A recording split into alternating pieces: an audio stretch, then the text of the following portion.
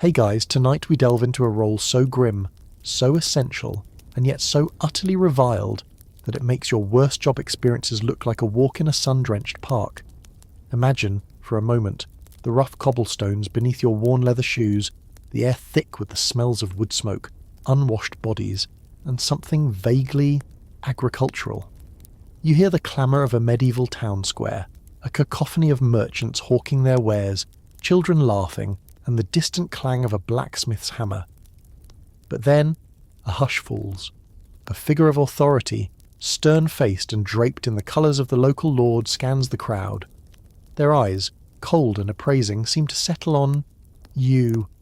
And trust me, in the world we're about to step into, a bad day at the office took on a whole new and rather final meaning for some. It's a journey into a life you wouldn't wish on your worst enemy, or perhaps even your mildly annoying medieval neighbour who keeps letting his chickens into your herb garden. So before you get comfortable, take a moment to like the video and subscribe, but only if you genuinely enjoy what I do here. It really helps the channel find other curious minds like yours. And, as always, I'd love to see where you're tuning in from and what time it is in your corner of the world. Drop a comment below. Now, dim the lights, maybe turn on a fan for that soft background hum, and let's ease into tonight's journey together.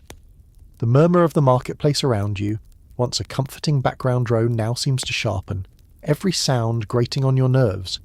You're just trying to buy a loaf of slightly stale bread, the best your few coins can afford, when the bailiff's gaze locks onto yours. It's not a friendly look, it's a look that says, I have a task, and you, my friend, are the unfortunate solution.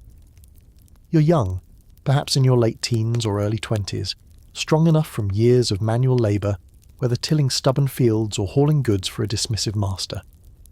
You've never thought much about your future beyond hoping for a slightly less leaky roof, or maybe, just maybe, an extra piece of meat in your stew once a week. Ambition is a luxury you can't afford. Suddenly you're being beckoned. Not asked, beckoned. There's a subtle but unmistakable threat in the bailiff's crooked finger. Your heart hammers against your ribs like a trapped bird. What could this be about? Did you forget to bow low enough when Lord Beaumont passed by yesterday? Is it about that scuffle with the baker's boy over a dropped pie? No, this feels heavier. You're led, or rather nudged through the parting crowd, their curious, pitying stares burning into your back. You arrive before the bailiff, a man whose jowls quiver with self-importance. He clears his throat, a sound like gravel rolling downhill. It has come to our attention, he intones, loud enough for the nearest Gawkers to hear, that the position of public enforcer requires filling. He pauses, letting the euphemism hang in the fetid air. You're not daft. You know what public enforcer means. It means the town's executioner, old Master Griselda, finally succumbed to that hacking cough that had plagued him for years, a cough many whispered was a divine judgment in itself. Your mind races. Why you? This wasn't a job fair with sign-up sheets and promises of dental plans. Think of it as the medieval equivalent of being volunteered for a task nobody else wants, like cleaning the communal latrine after a particularly rowdy festival, but with significantly higher stakes and much, much worse smells. One common route into this charming profession was heredity. If your father or another close male relative had wielded the axe or tightened the noose, then congratulations, you were probably next in line. This is a well-documented historical fact.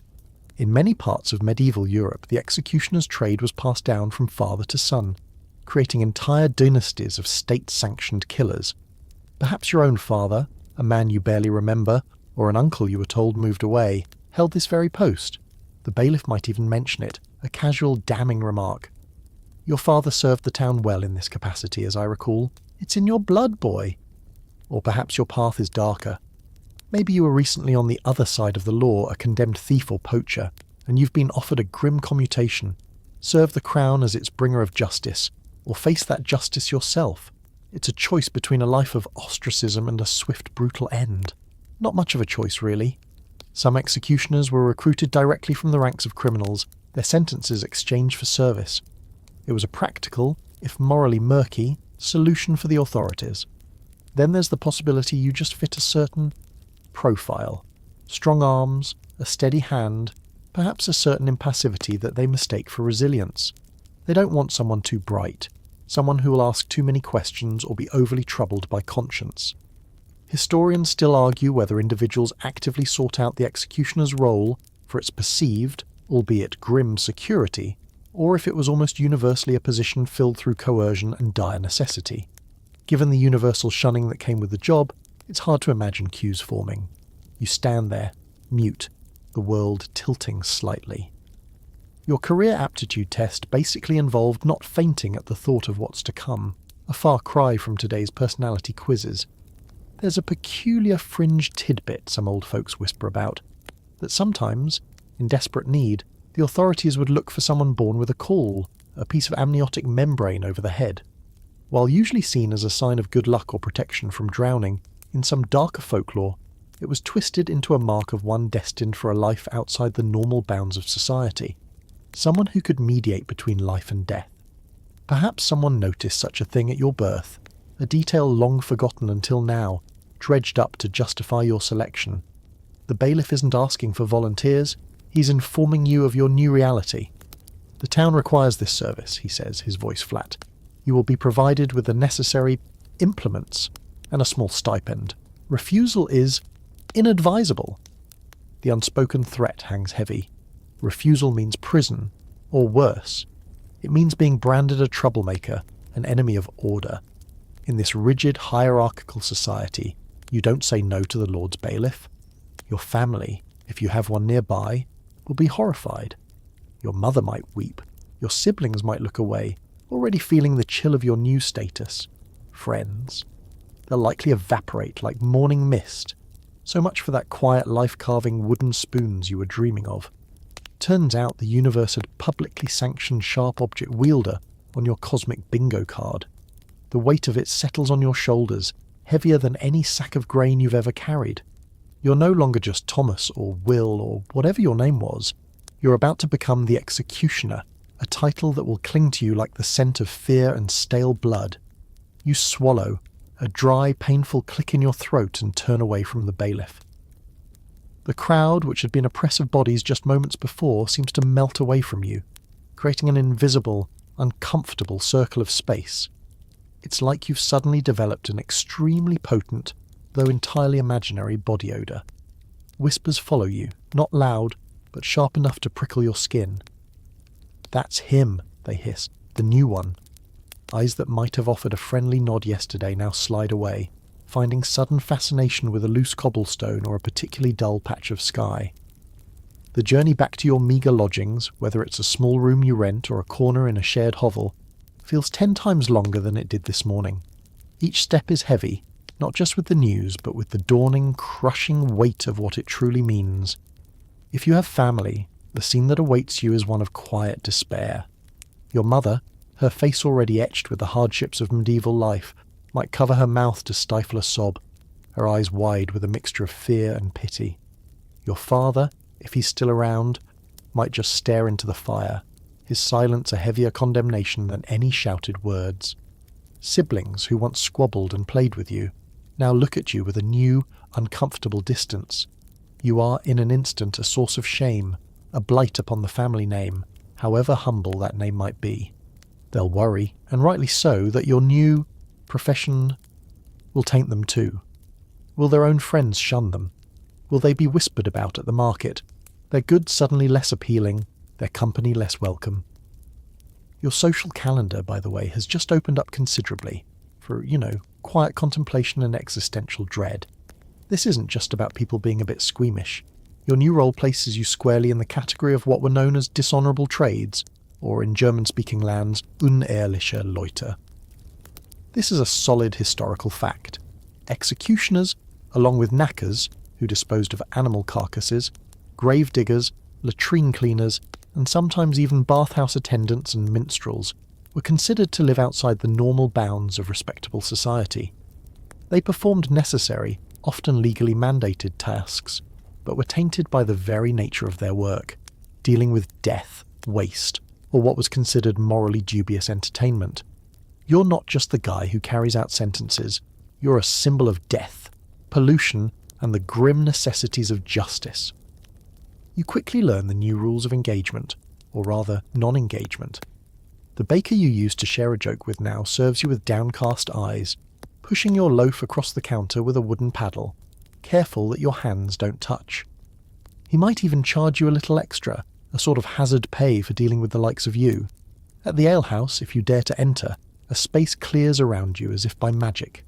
The tankard is slid towards you, and you're expected to pay by leaving coins on the counter, not directly into the alewife's hand. Forget sharing a bench or a friendly chat. You are, to put it mildly, socially radioactive. There's a peculiar, almost ritualistic element to this shunning. Historians still argue whether the intensity of this ostracism was uniform across all medieval societies, or if there were significant regional variations and periods where the executioner, while still feared, might have been treated with a modicum of pragmatic acceptance. Some evidence suggests that in certain towns, particularly smaller ones where everyone knew everyone, the lines might have been a little blurrier, but the general rule was profound exclusion. You might find yourself living in a designated area, often outside the main town walls or near the gallows itself. Prime real estate, if your prime concern is a distinct lack of noisy neighbours. This physical separation reinforces the social and psychological isolation. The church, the very heart of medieval community and spiritual life, becomes a place of anxiety. You might be allowed to attend services, but you'll be relegated to a specific undesirable spot, perhaps near the back by the door, the sinner's bench. Some priests might even be reluctant to offer you communion, fearing spiritual contamination. It's a bit like being picked last for celestial dodgeball every single time. Children, who once might have run past you without a second glance, now either stare with wide, frightened eyes or are quickly pulled away by their parents, often with a whispered warning. Their innocent reactions are perhaps the most painful, a constant reminder of your altered status. You become the local buggy man, a figure used to scare naughty children into obedience. Behave, or the headsman will get you. It's not exactly the legacy you dreamed of, and here's a quirky tidbit for you. In some regions, it was believed that anything an executioner touched regularly, or even things grown in his garden, were somehow tainted or unlucky. People might avoid buying vegetables if they knew they came from your patch of land, even if you were the only one with decent cabbages that year. This belief in your contaminating presence extended to all aspects of life. If a horse threw a shoe near your dwelling, some blacksmiths might be hesitant to reshoe it, or would perform some minor ritual of purification afterwards. It's a level of social distancing that makes modern-day anxieties seem almost quaint. The loneliness is a heavy cloak. You eat alone, you walk alone, your thoughts your only constant companions. The skills you might have had before, a knack for carpentry, a way with animals, a decent singing voice, are now overshadowed by the grim silhouette of the axe or the noose. Your identity is stripped down to this one terrifying function. You are the hand of the law, but a hand no one wants to shake or even brush against accidentally in a crowded street. The irony is bitter. You uphold the community's order, but you are by definition cast out from it. The very people you serve are the ones who ensure your solitude. Sleep offers little respite, as your days are filled with averted glances and hushed tones, and you begin to understand that this isn't just a job. It's a fundamental alteration of your place in the world. You are essential, and you are despised. And that, you realise with a sinking heart, is a contradiction you'll have to live with day in, day out. The bailiff, true to his word, though not exactly generous, arranges for you to receive your tools. It's not like popping down to the local hardware emporium for a new shovel. This is a far more solemn and, frankly, unnerving handover. You might be taken to a locked shed near the town jail, or perhaps even a designated room within the courthouse, a place that smells of dust, old iron, and something else you can't quite name but which makes the hairs on your arms stand up.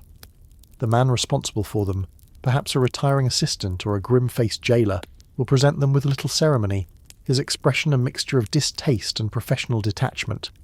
First, and most iconic, there's the axe. Not just any wood-chopping axe, mind you. This is a specialised instrument, likely heavier, with a broader, crescent-shaped blade, designed for a specific brutal purpose. The steel might be well maintained, perhaps even with a faint sheen if the previous executioner took some pride in his equipment, or could be stained and nicked, a testament to its grim history. You'll feel the weight of it in your hands, a cold, alien heaviness. This is a tool for severing, for ending, and its very presence seems to suck the warmth from the room. It's sobering to think that historically beheading axes were often custom-made and could vary significantly in design from region to region. Some were surprisingly ornate, others brutally functional. The famous German executioner Franz Schmidt, who kept a detailed diary in the 16th century, a bit later than pure medieval, but the tools didn't change that fast, listed several swords and axes amongst his professional equipment. Then there's the sword. In some principalities, especially in the Holy Roman Empire, execution by sword was considered a more honourable death, often reserved for nobles, while the axe was for commoners. An executioner's sword was typically a long, two-handed affair, often without a pointed tip, as it was designed for cutting, not thrusting. It required immense skill to wield effectively, to deliver a clean cut with a single blow. You might be shown one of these, its polished surface reflecting your own uneasy face. Think of it as the aristocratic option on the medieval "how do you want to go?" menu. Still not great, but with a touch more class, apparently. Next, the ropes. Coils of thick, rough hemp, perhaps treated with tallow or wax to make them run more smoothly, or more tightly. These are for hanging, of course, but also for binding prisoners. You'll learn about different knots, each with a specific application, from the simple restraints for transport to the complex, carefully constructed hangman's noose, designed to dispatch as efficiently as possible, though efficiently was a tragically variable term back then. The smell of the rope, earthy and slightly oily, will become another scent indelibly linked to your new life. And the collection doesn't stop there. You'll likely inherit a variety of branding irons, each with a different letter or symbol. T for thief, M for malefactor, F for forger. These would be heated in a brazier until glowing red, then pressed into the flesh of a convicted criminal, a permanent mark of their crime and shame.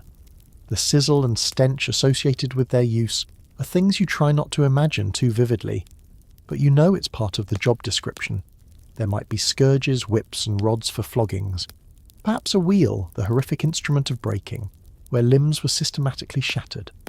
Some executioners were also responsible for mutilations, the removal of hands, ears or tongues, depending on the crime and the local laws. For these, you'd have an assortment of knives and cleavers, probably kept separate from your kitchen utensils, one would hope.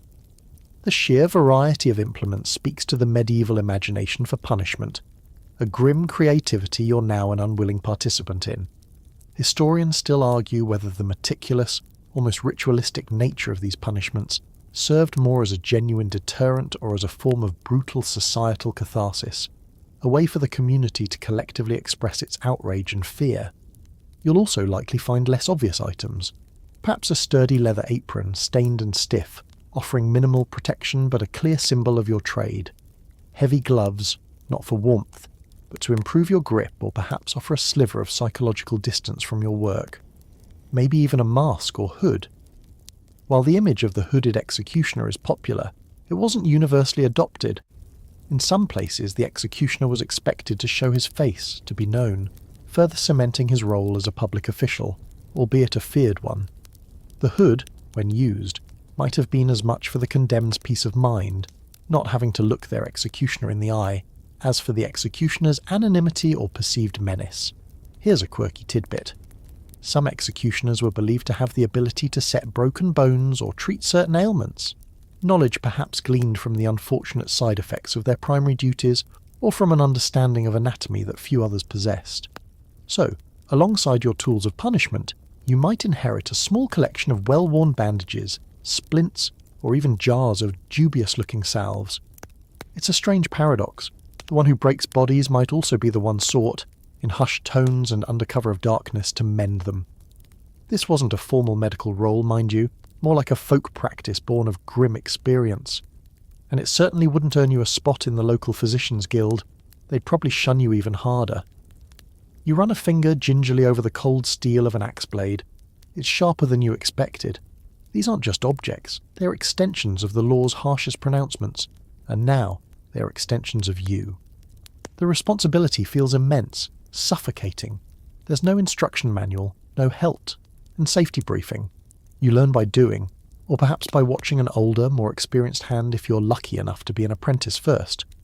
But for you, thrust into the role, it's a case of sink or, well, probably still sink, just in a different way. You pack them away, or are directed where to store them. The clang of metal on metal echoing in the quiet room, a sound that will soon become far too familiar.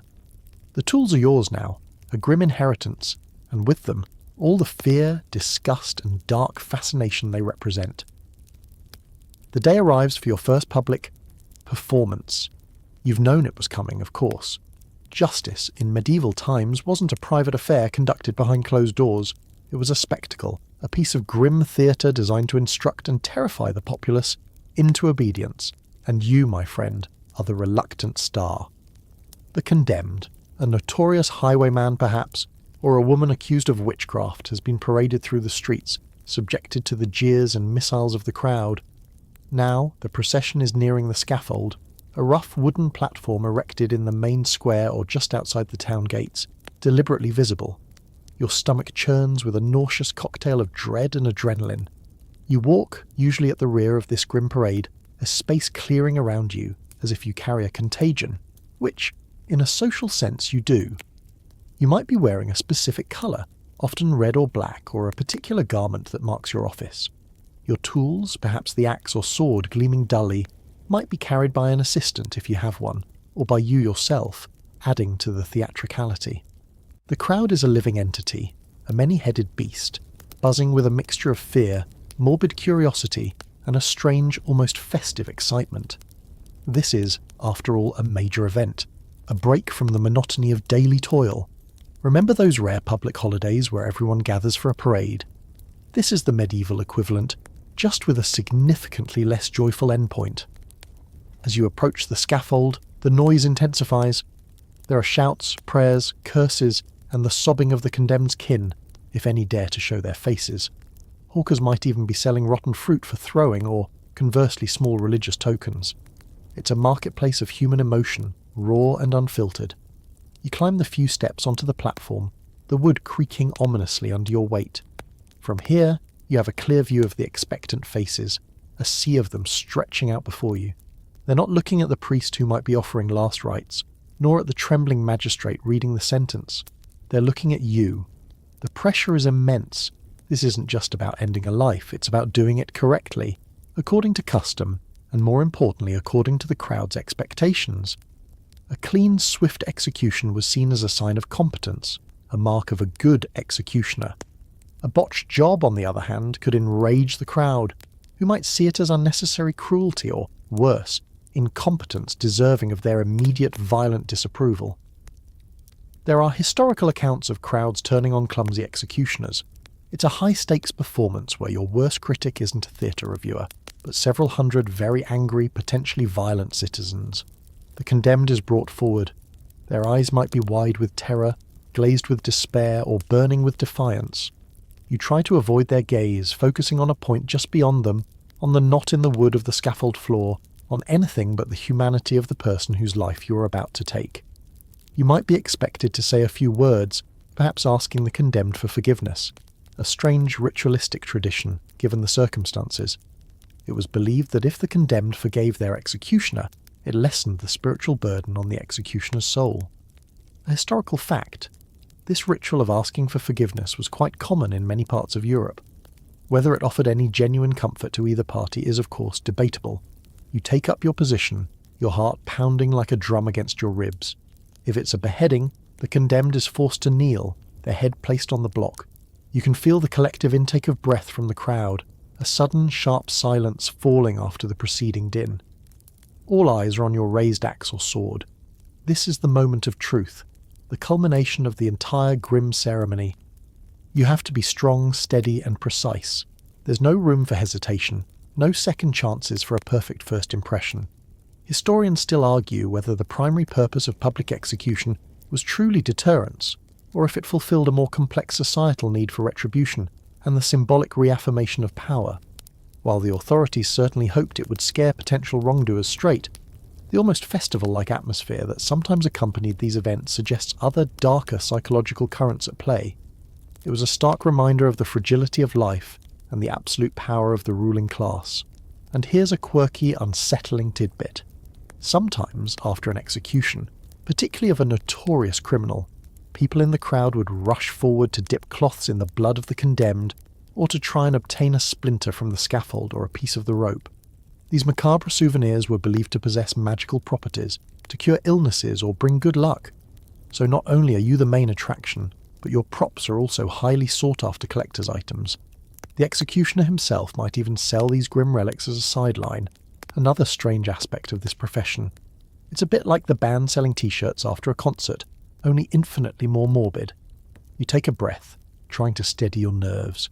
The silence is absolute, save for the whimpering of the condemned or the murmur of a prayer. This isn't a job for the faint of heart, nor for the clumsy. Your reputation, your safety, and perhaps even your soul depend on what happens in the next few seconds. The weight of hundreds of pairs of eyes, the anticipation, the sheer awful finality of it all presses down on you. This is your stage, your grim theatre, and the play is about to reach its bloody climax. You are the instrument of justice, the focal point of public fear and fascination, and the line between revered enforcer and reviled butcher is terrifyingly thin. The silence stretches, taut and brittle, then snaps. You swing. In an ideal world, a world you fleetingly, desperately wish for, the blow is clean. The head separates from the body in a single, swift arc. There's a collective gasp from the crowd, perhaps even a low murmur of approval for your grim efficiency. The justice is done. But this, as you're about to discover, is not always an ideal world, especially when you're new to the trade, nervous, or perhaps the condemned flinches at the last possible second. Imagine instead the sickening thud of the axe as it fails to cut cleanly through. Perhaps it strikes bone, glancing off, or doesn't go deep enough. A cry of agony erupts from the condemned, a sound that will haunt your nightmares for weeks. The crowd, moments before held in rapt attention, now lets out a collective groan or a roar of outrage. Their bloodlust, or their desire for a good death, has been thwarted. Now their focus shifts, and their anger is directed squarely at you. This is the executioner's ultimate professional nightmare. A botched execution was not just a personal failure, it was a public scandal, an affront to the assembled populace, and, in their eyes, perhaps even to God. You have to strike again, and possibly again, each blow more desperate, more gruesome than the last. The scene on the scaffold, already horrific, descends into a bloody, chaotic butchery. The condemned, still alive, writhes in unimaginable pain. The crowd's mood turns ugly, their jeers and curses raining down on you. You might hear shouts of "clumsy fool," or "butcher," or worse. Remember that uneasy feeling you had when you first picked up the axe? Multiply it by 1,000. There are numerous historical accounts of such horrific events. One of the most infamous examples, though slightly later than our core medieval period, is the execution of Mary, Queen of Scots, in 1587. It reportedly took 3 blows from the axe to sever her head, a gruesome affair that shocked even the hardened onlookers. The executioner of the rebellious Duke of Monmouth in 1685, Jack Ketch, whose name became a byword for a cruel or inept hangman, also made a terrible mess of it, requiring multiple agonizing strikes and reportedly even resorting to a knife to finish the job after the crowd's fury erupted. While these are from a later period, the principle and the crowd reaction remained consistent with medieval precedents. The expectation was for a swift, decisive end. The consequences for you, the executioner, could be severe.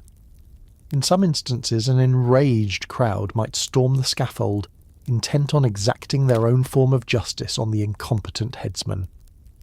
Your life could very well be in danger. Your assistants, if you have any, might try to protect you, or they might melt away into the chaos, leaving you to face the mob alone. It's a stark reminder that your authority is entirely dependent on your ability to perform your dreadful duty with a chilling proficiency. There's no union to protect you, no grievance procedure. Your job review is immediate, public, and potentially fatal. It's probably the only job where doing it badly could literally get you killed by your customers. Even if you escape physical harm, your reputation is in tatters. You'll be known as the bungler, the one who caused undue suffering. This could affect your pay, your already precarious social standing, and your own psychological well-being. The guilt and shame of such an event would be a heavy burden to carry, Each future execution would be shadowed by this failure, the crowd's eyes even more critical, their patience even thinner. Historians still argue whether the skill of an executioner was something that could be reliably taught, or if it was more a matter of innate nerve and physical aptitude. Were there schools for executioners, or was it purely on-the-job training, with all the horrifying potential for error that implies? While formal schools are unlikely in the medieval period, apprenticeships were common, where a novice would learn by observing and assisting a more experienced master. But even then, the step up to performing a beheading solo was a monumental one. And here's a quirky, rather grim tidbit. If the execution was particularly messy, it could fuel all sorts of dark superstitions. Some might believe that the condemned was supernaturally protected, or that the executioner himself was cursed or possessed by a demon, causing his hand to falter. Such beliefs could make your already isolated life even more difficult, with people actively avoiding you not just out of social convention but out of genuine fear of supernatural malevolence. Imagine trying to buy that loaf of bread when people think you might have a tiny, invisible demon on your shoulder, whispering bad axe-swinging advice.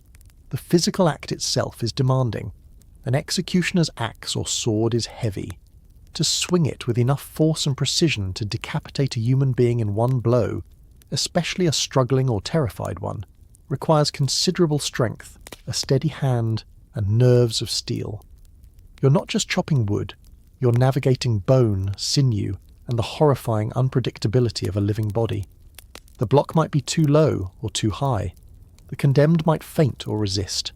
Any number of things can go wrong. The smell of blood, thick and metallic, fills your nostrils.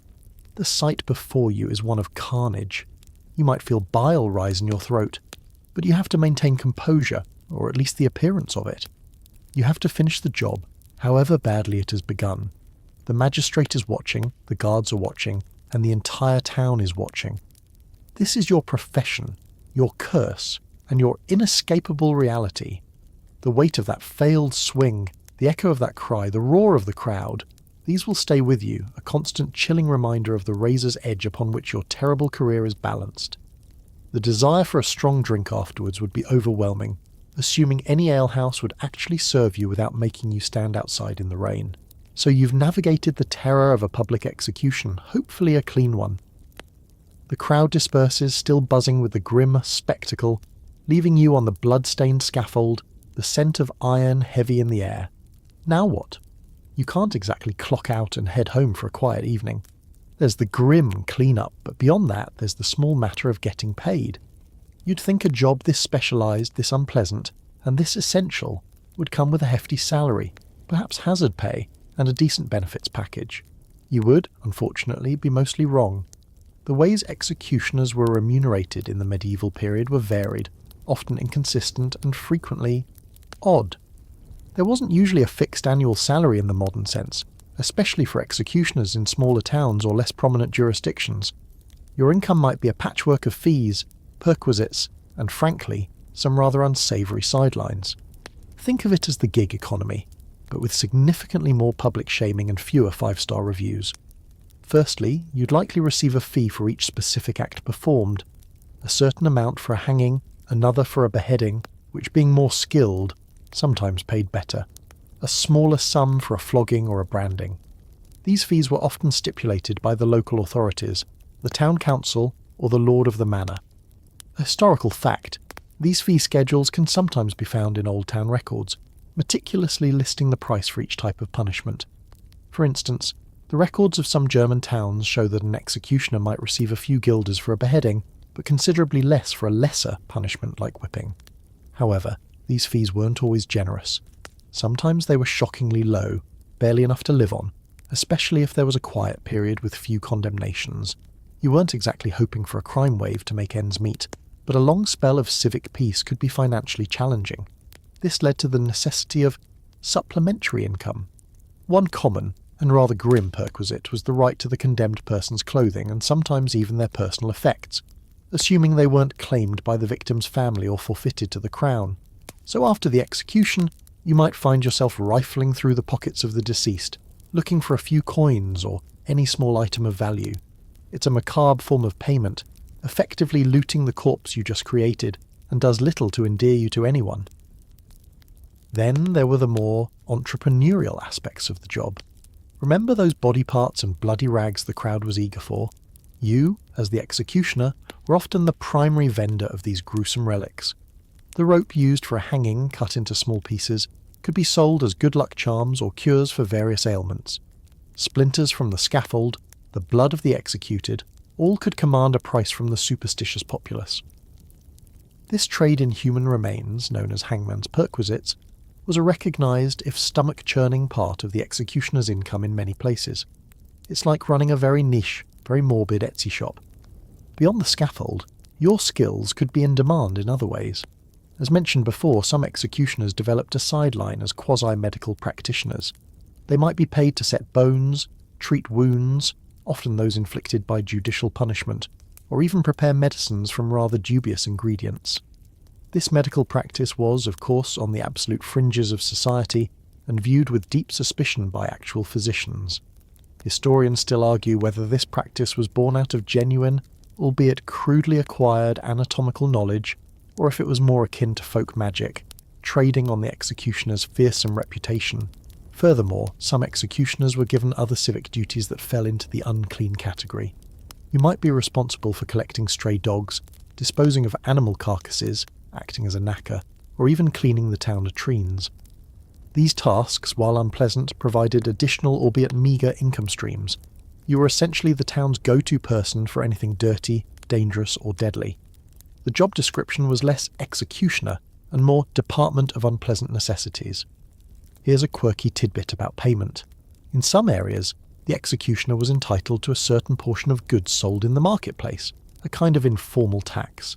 He might have the right to take a handful of grain from every sack, a piece of fruit from every basket, or even a small measure of wine from every cask.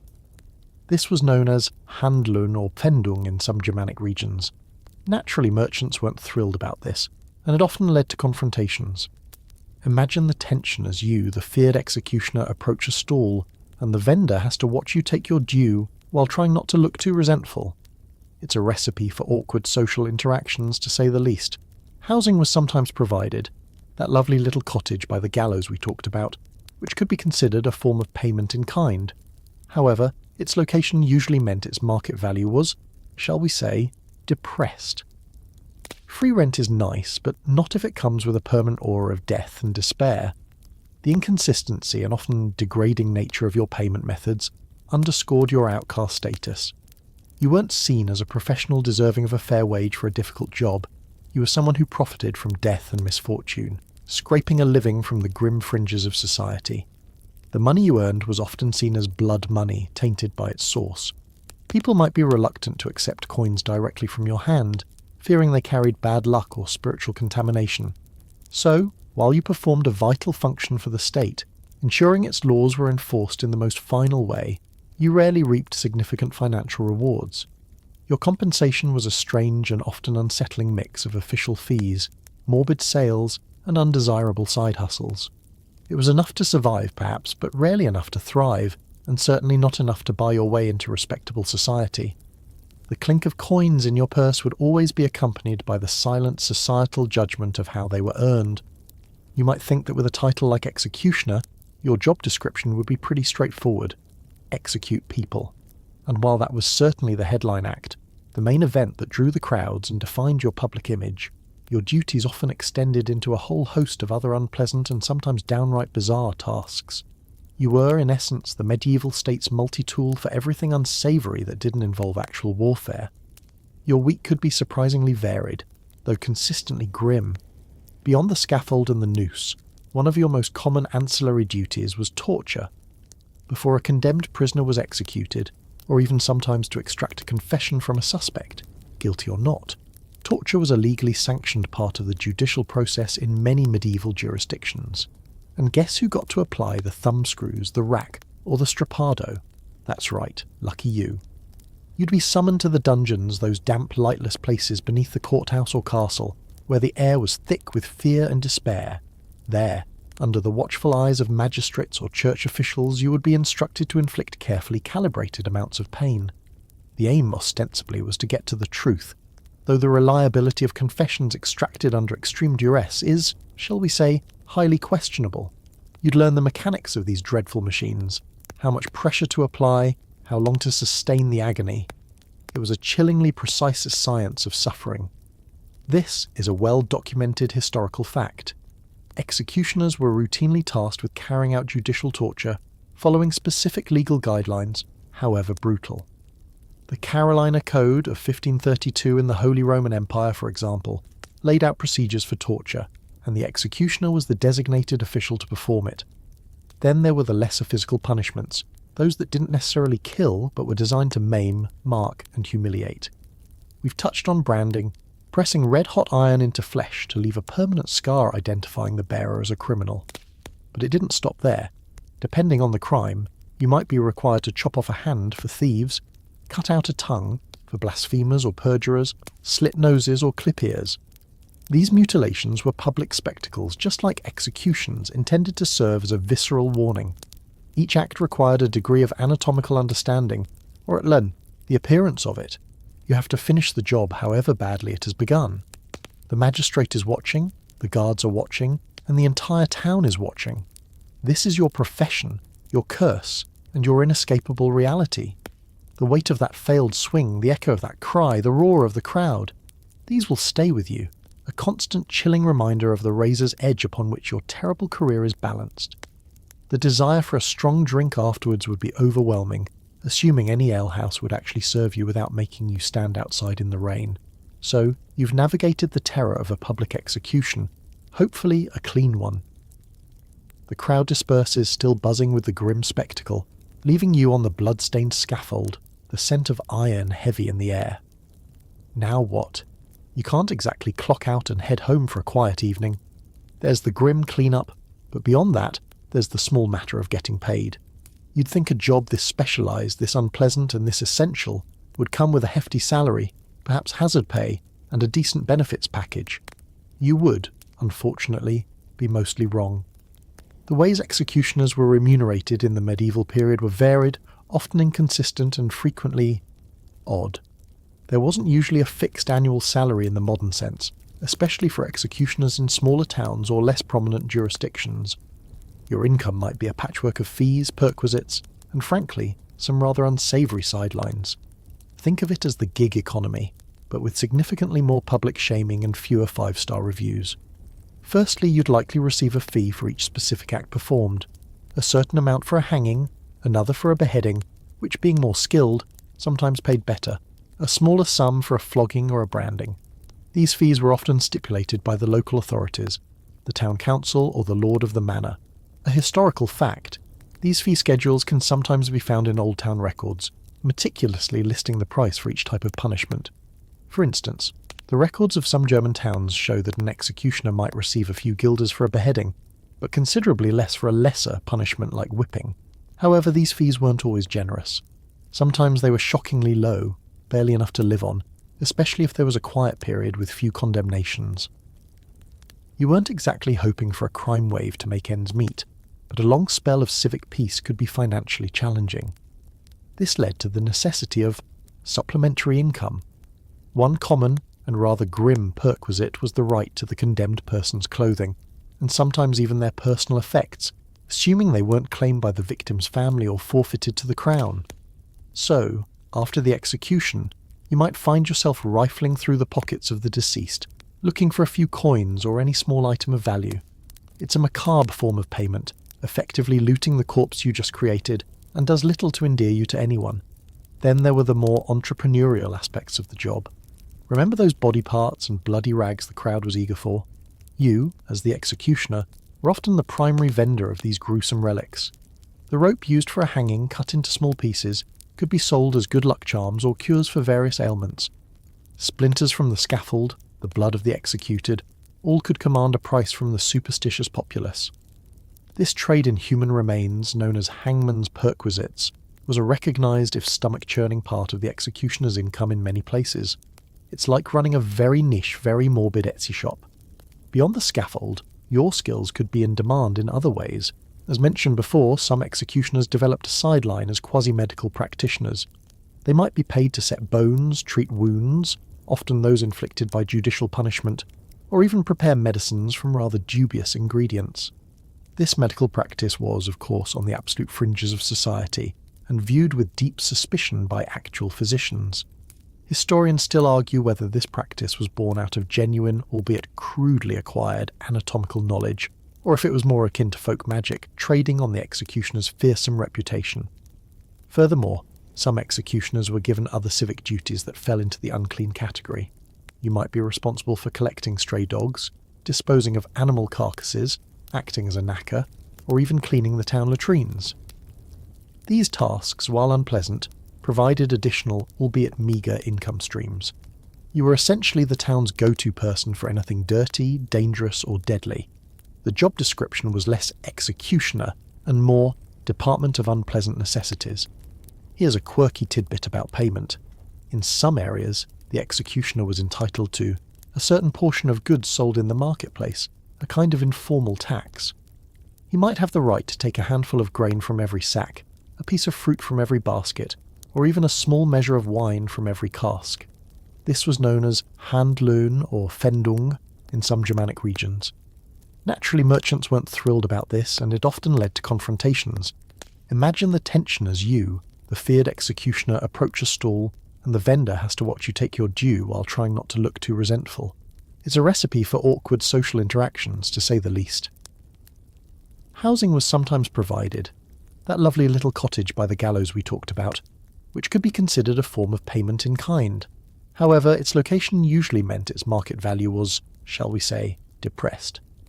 Free rent is nice, but not if it comes with a permanent aura of death and despair. The inconsistency and often degrading nature of your payment methods underscored your outcast status. You weren't seen as a professional deserving of a fair wage for a difficult job. You were someone who profited from death and misfortune, scraping a living from the grim fringes of society. The money you earned was often seen as blood money, tainted by its source. People might be reluctant to accept coins directly from your hand, fearing they carried bad luck or spiritual contamination. So, while you performed a vital function for the state, ensuring its laws were enforced in the most final way, you rarely reaped significant financial rewards. Your compensation was a strange and often unsettling mix of official fees, morbid sales, and undesirable side hustles. It was enough to survive, perhaps, but rarely enough to thrive, and certainly not enough to buy your way into respectable society. The clink of coins in your purse would always be accompanied by the silent societal judgment of how they were earned. You might think that with a title like executioner, your job description would be pretty straightforward: execute people. And while that was certainly the headline act, the main event that drew the crowds and defined your public image, your duties often extended into a whole host of other unpleasant and sometimes downright bizarre tasks. You were, in essence, the medieval state's multi-tool for everything unsavoury that didn't involve actual warfare. Your week could be surprisingly varied, though consistently grim. Beyond the scaffold and the noose, one of your most common ancillary duties was torture. Before a condemned prisoner was executed, or even sometimes to extract a confession from a suspect, guilty or not, torture was a legally sanctioned part of the judicial process in many medieval jurisdictions. And guess who got to apply the thumbscrews, the rack, or the strappado? That's right, lucky you. You'd be summoned to the dungeons, those damp, lightless places beneath the courthouse or castle, where the air was thick with fear and despair. There, under the watchful eyes of magistrates or church officials, you would be instructed to inflict carefully calibrated amounts of pain. The aim ostensibly was to get to the truth, though the reliability of confessions extracted under extreme duress is, shall we say, highly questionable. You'd learn the mechanics of these dreadful machines, how much pressure to apply, how long to sustain the agony. It was a chillingly precise science of suffering. This is a well-documented historical fact. Executioners were routinely tasked with carrying out judicial torture, following specific legal guidelines, however brutal. The Carolina Code of 1532 in the Holy Roman Empire, for example, laid out procedures for torture, and the executioner was the designated official to perform it. Then there were the lesser physical punishments, those that didn't necessarily kill but were designed to maim, mark, and humiliate. We've touched on branding, pressing red-hot iron into flesh to leave a permanent scar identifying the bearer as a criminal. But it didn't stop there.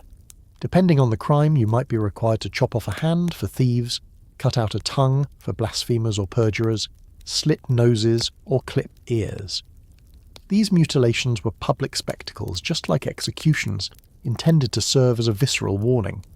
Each act required a degree of anatomical understanding, or at least a brutal pragmatism, to carry out without accidentally killing the unfortunate recipient, unless, of course, that was the intended eventual outcome.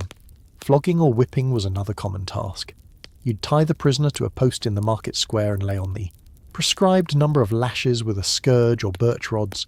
The crowd would gather to watch this too, another form of grim entertainment and moral instruction. You'd have to be strong enough to make the punishment severe, but also careful not to exceed the sentence. It was a physically demanding and deeply unpleasant job, splattering you with blood and no doubt the desperate pleas of the punished. Remember the pillory and the stocks? Those wooden contraptions where offenders were locked by their head, hands or feet, and exposed to public ridicule and abuse for hours, sometimes days. While you might not always be the one physically putting them in, you were often responsible for the upkeep of these devices and for escorting the prisoner to and from them. You might also be tasked with overseeing their period of punishment, ensuring they didn't escape or weren't too grievously harmed by an overzealous crowd, though a certain amount of rotten fruit and verbal abuse was generally considered part of the sentence. It's like being a very unpopular hall monitor for public humiliation. And what about those tasks that fell under the broad umbrella of public order, but were too distasteful for regular guards or officials? That's where you came in. As we mentioned, this could include disposing of the bodies of paupers or plague victims, clearing animal carcasses from the streets, or even managing populations of stray animals.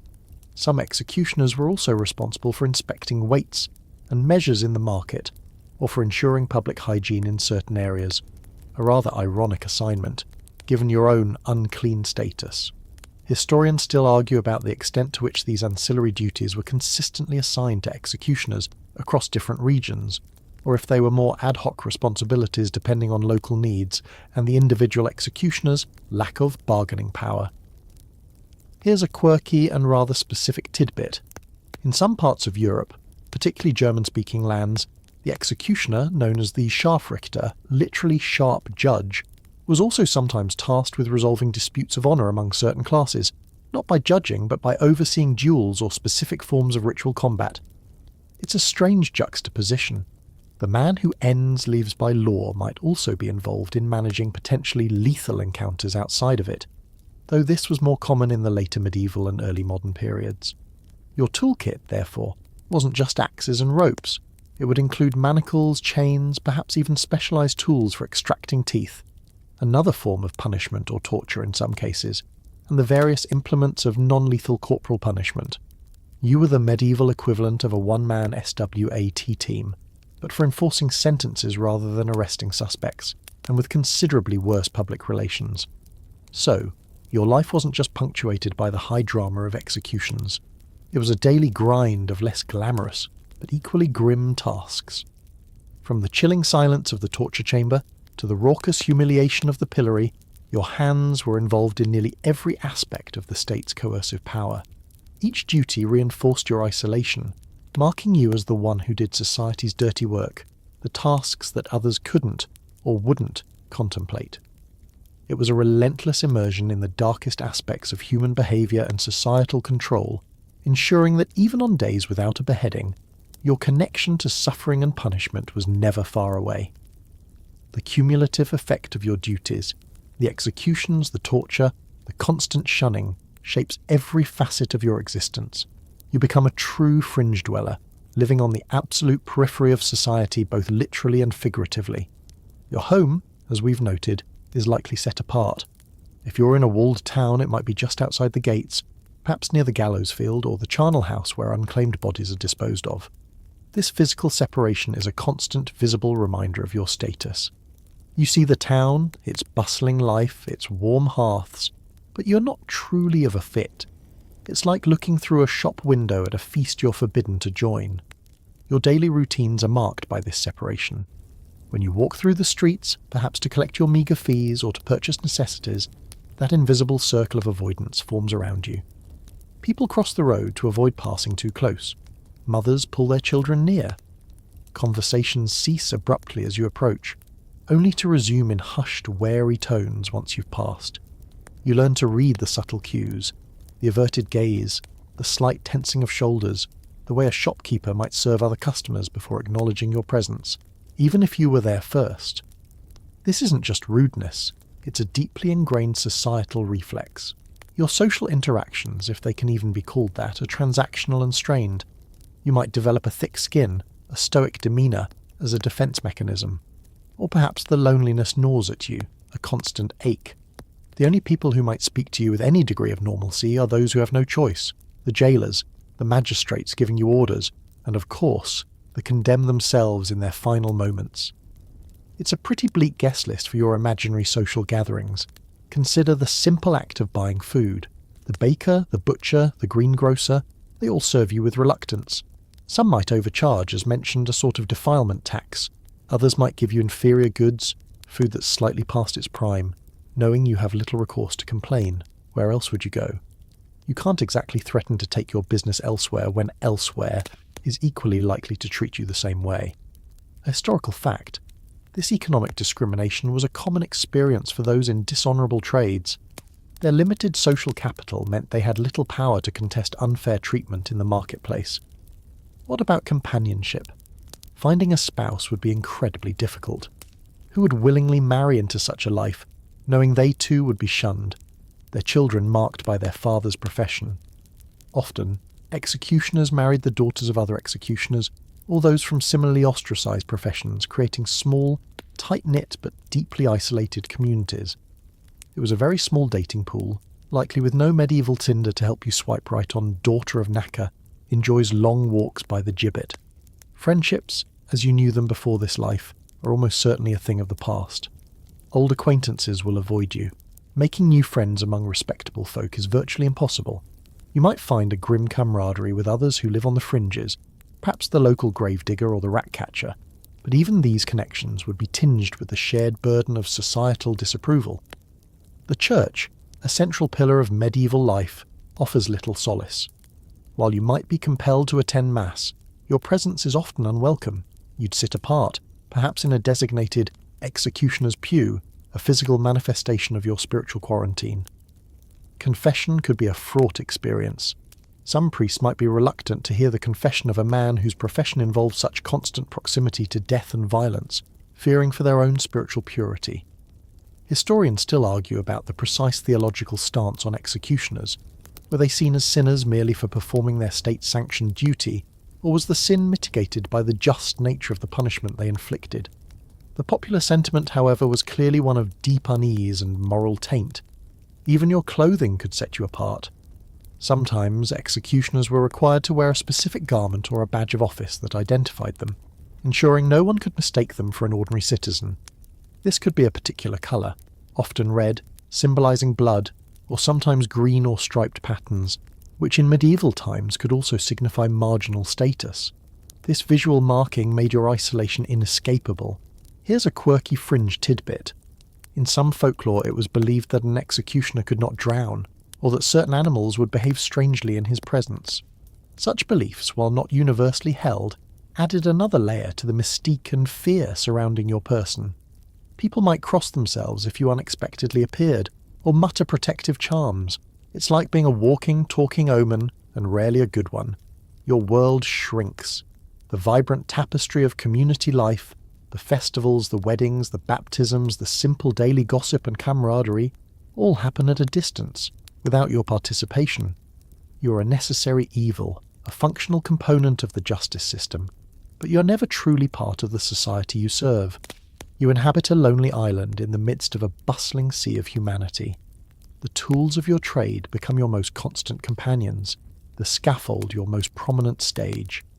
This profound and unyielding marginalisation is perhaps the heaviest burden of all, a psychological toll that accompanies every swing of the axe, every turn of the rack, every solitary walk home. The shadow of your profession doesn't just fall upon you, it stretches, long and chilling, towards any family you might have, particularly your children. If you do manage to find a wife, perhaps the daughter of another executioner from a neighbouring town, or a woman so desperate or outcast herself that your profession isn't a deterrent, the question of children brings a new layer of anxiety. Will they inherit your grim occupational stigma? The answer, sadly, is almost certainly yes. In many parts of medieval Europe, the executioner's trade was de facto hereditary. This wasn't always a formal legal requirement, but the intense social ostracism surrounding the role made it nearly impossible for an executioner's son to find any other respectable work. Who would apprentice the son of a headsman? What guild would accept him? What farmer would hire him as a labourer if other less tainted hands were available? Society effectively funneled your male offspring towards the same grim path you trod. It's a bit like those old-fashioned businesses where it's Smith & Son, purveyors of fine wares, except in your case, it's Grimshaw & Son, purveyors of final farewells. Your sons, from a young age, would be acutely aware of their father's profession and the fear it instilled. They'd experience the same shunning in their own, smaller ways. Other children might be forbidden to play with them. They'd be pointed at in the village, whispered about. That's the headsman's boy. The sins of the father, or rather the societal stain of the father's necessary but reviled work, were visited upon the children with cruel certainty. A historical fact, dynasties of executioners, like the famous Sanson family in France, though they rose to prominence later, the principle of hereditary service existed much earlier in various regions, existed for generations, precisely because escaping the trade was so difficult. The children were, in a sense, born into a caste. For your daughters, the prospects were equally bleak, if different. Marriage options would be severely limited. Few respectable families would consider a match with an executioner's daughter, fearing the taint on their own lineage and social standing. Her dowry, even if you could scrape one together, might not be enough to overcome the stigma. Often, the only viable marriage partners for an executioner's daughter were other executioners, their sons or men from similarly marginalised professions like knackers or gravediggers. This intermarriage among outcast groups further solidified their separation from mainstream society. You'd watch your children grow up in this atmosphere of exclusion, knowing that your life's work had predetermined so much of their future. The joy of seeing them play, of teaching them skills, would always be tinged with the knowledge of the narrow-shadowed path that lay before them. Could your son grow up to be a scholar, a merchant, a respected craftsman? Unlikely. He was far more likely to inherit your heavy apron and your grim toolkit. The psychological impact on your children could be profound.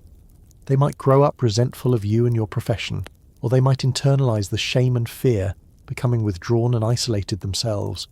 Alternatively, some might develop a defensive toughness, a defiant acceptance of their outcast status.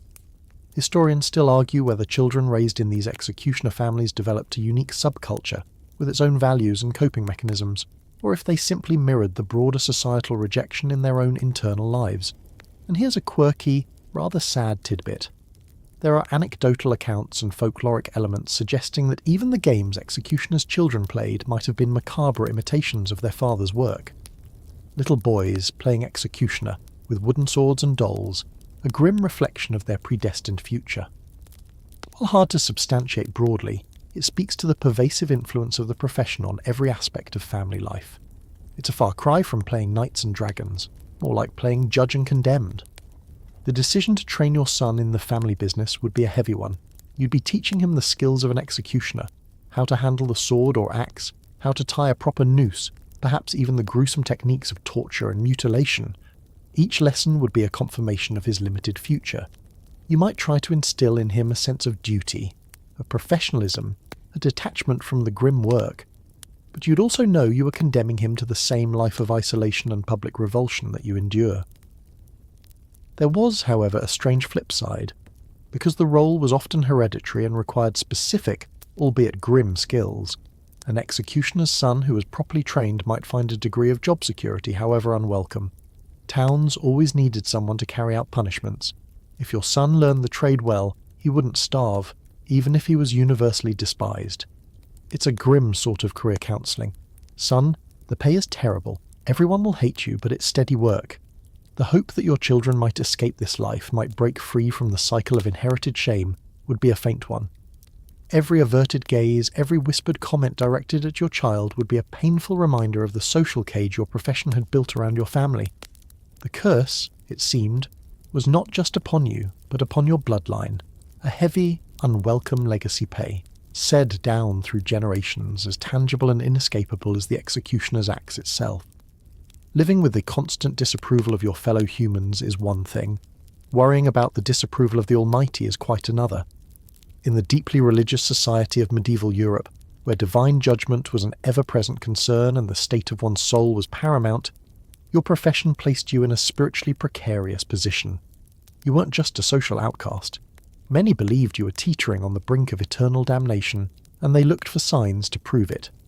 The very nature of your work, deliberately taking human life, even under the sanction of law, was deeply problematic from a theological standpoint. While the Church generally upheld the right of secular authorities to impose capital punishment for grievous crimes, "He beareth not the sword in vain," as St. Paul wrote, was often cited. The individual who actually wielded that sword occupied a morally grey, and many thought, spiritually dark space. You were perpetually stained by blood, not in a metaphorical sense, but literally, and, in the popular imagination, spiritually too. Superstitions abounded. It was commonly believed that misfortune would follow an executioner, or that his presence could bring bad luck. If a crop failed near your dwelling, or if livestock fell sick, some might whisper that your unholy proximity was to blame. These weren't just idle tales. They could have real-world consequences, further deepening your isolation and making your life even more difficult. Imagine your well suddenly drying up. Is it a natural occurrence, or a sign of God's displeasure with your work? Your neighbours would likely opt for the latter. A significant historical fact is the difficulty executioners often faced in receiving religious rites. While generally not formally excommunicated, as they were after all performing a state-sanctioned duty, they could find themselves in a sort of spiritual limbo. We've touched on being relegated to a specific undesirable spot in church, but it could go further. Some priests might be hesitant to give you communion, to hear your confession, or, crucially, to provide last rites when your own time came. The fear was that close association with you, the dealer of death, could somehow contaminate them spiritually. This created a terrible paradox. The man whose work was so intimately tied to the ultimate fate of others faced profound uncertainty about his own soul's salvation. The tools of your trade were also seen as accursed. An axe or sword used for executions was often believed to be imbued with a dark power. People wouldn't want such an object in their homes, and it was thought that if it were used for ordinary purposes like chopping wood, it would bring misfortune. This is why your tools were kept separate, often under lock and key, objects of both fear and a kind of grim fascination. There was a prevailing belief that the souls of those you executed might linger, perhaps haunting you or the place of execution. The gallows field was almost universally considered a haunted place, a domain of restless spirits and demonic influences. As the one who sent them to their deaths, you were seen as particularly vulnerable to their spectral vengeance, or to the attentions of malevolent supernatural entities drawn to such sites. Nights could be long and filled with uneasy thoughts, especially if your dwelling was, as often, uncomfortably close to your place of work. Sleeping with one eye open for disgruntled ghosts probably wasn't in the job description, but it was an unspoken perk. Historians still argue about the executioner's own religious beliefs and how they reconcile their faith with their profession. Did they see themselves as instruments of God's justice, as some theologians argued secular authorities were? Or did they internalize the societal condemnation and live in constant fear for their immortal souls? Franz Schmidt, the 16th century German executioner, whose diary provides invaluable insight, was a devout Lutheran who clearly wrestled with the spiritual implications of his work, taking solace in his faith and believing he was performing a necessary, divinely ordained, if unpleasant, duty. However, he was perhaps an exception in his literacy and articulateness. Here's a quirky and rather telling tidbit. In some regions, it was believed that if an executioner died without a successor already in place, his spirit would not rest. His ghost would be doomed to haunt the place of execution, perhaps even being forced to carry out spectral punishments until a new executioner took up the mantle. This superstition conveniently put pressure on an executioner's son to take over the family business, not just for societal reasons, but for the sake of his father's eternal peace. Take the job, son, or Dad will be rattling chains at the gallows for eternity. Talk about a guilt trip. Signs of divine disapproval were sought everywhere. If a storm broke out during an execution, it might be interpreted as God's wrath. If the condemned met their end with extraordinary courage or piety, some might see it as a sign of their innocence and, by extension, a mark against you for executing an innocent person, even if you were just following orders.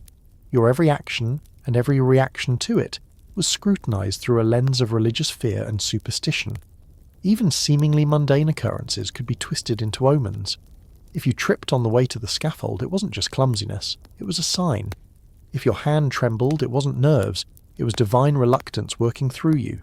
You lived in a world where the supernatural was deeply interwoven with the everyday, and your profession placed you squarely at the uncomfortable intersection of the sacred and the profane, constantly under a cloud of perceived divine disapproval, a walking embodiment of society's deepest fears about sin, death, and judgment.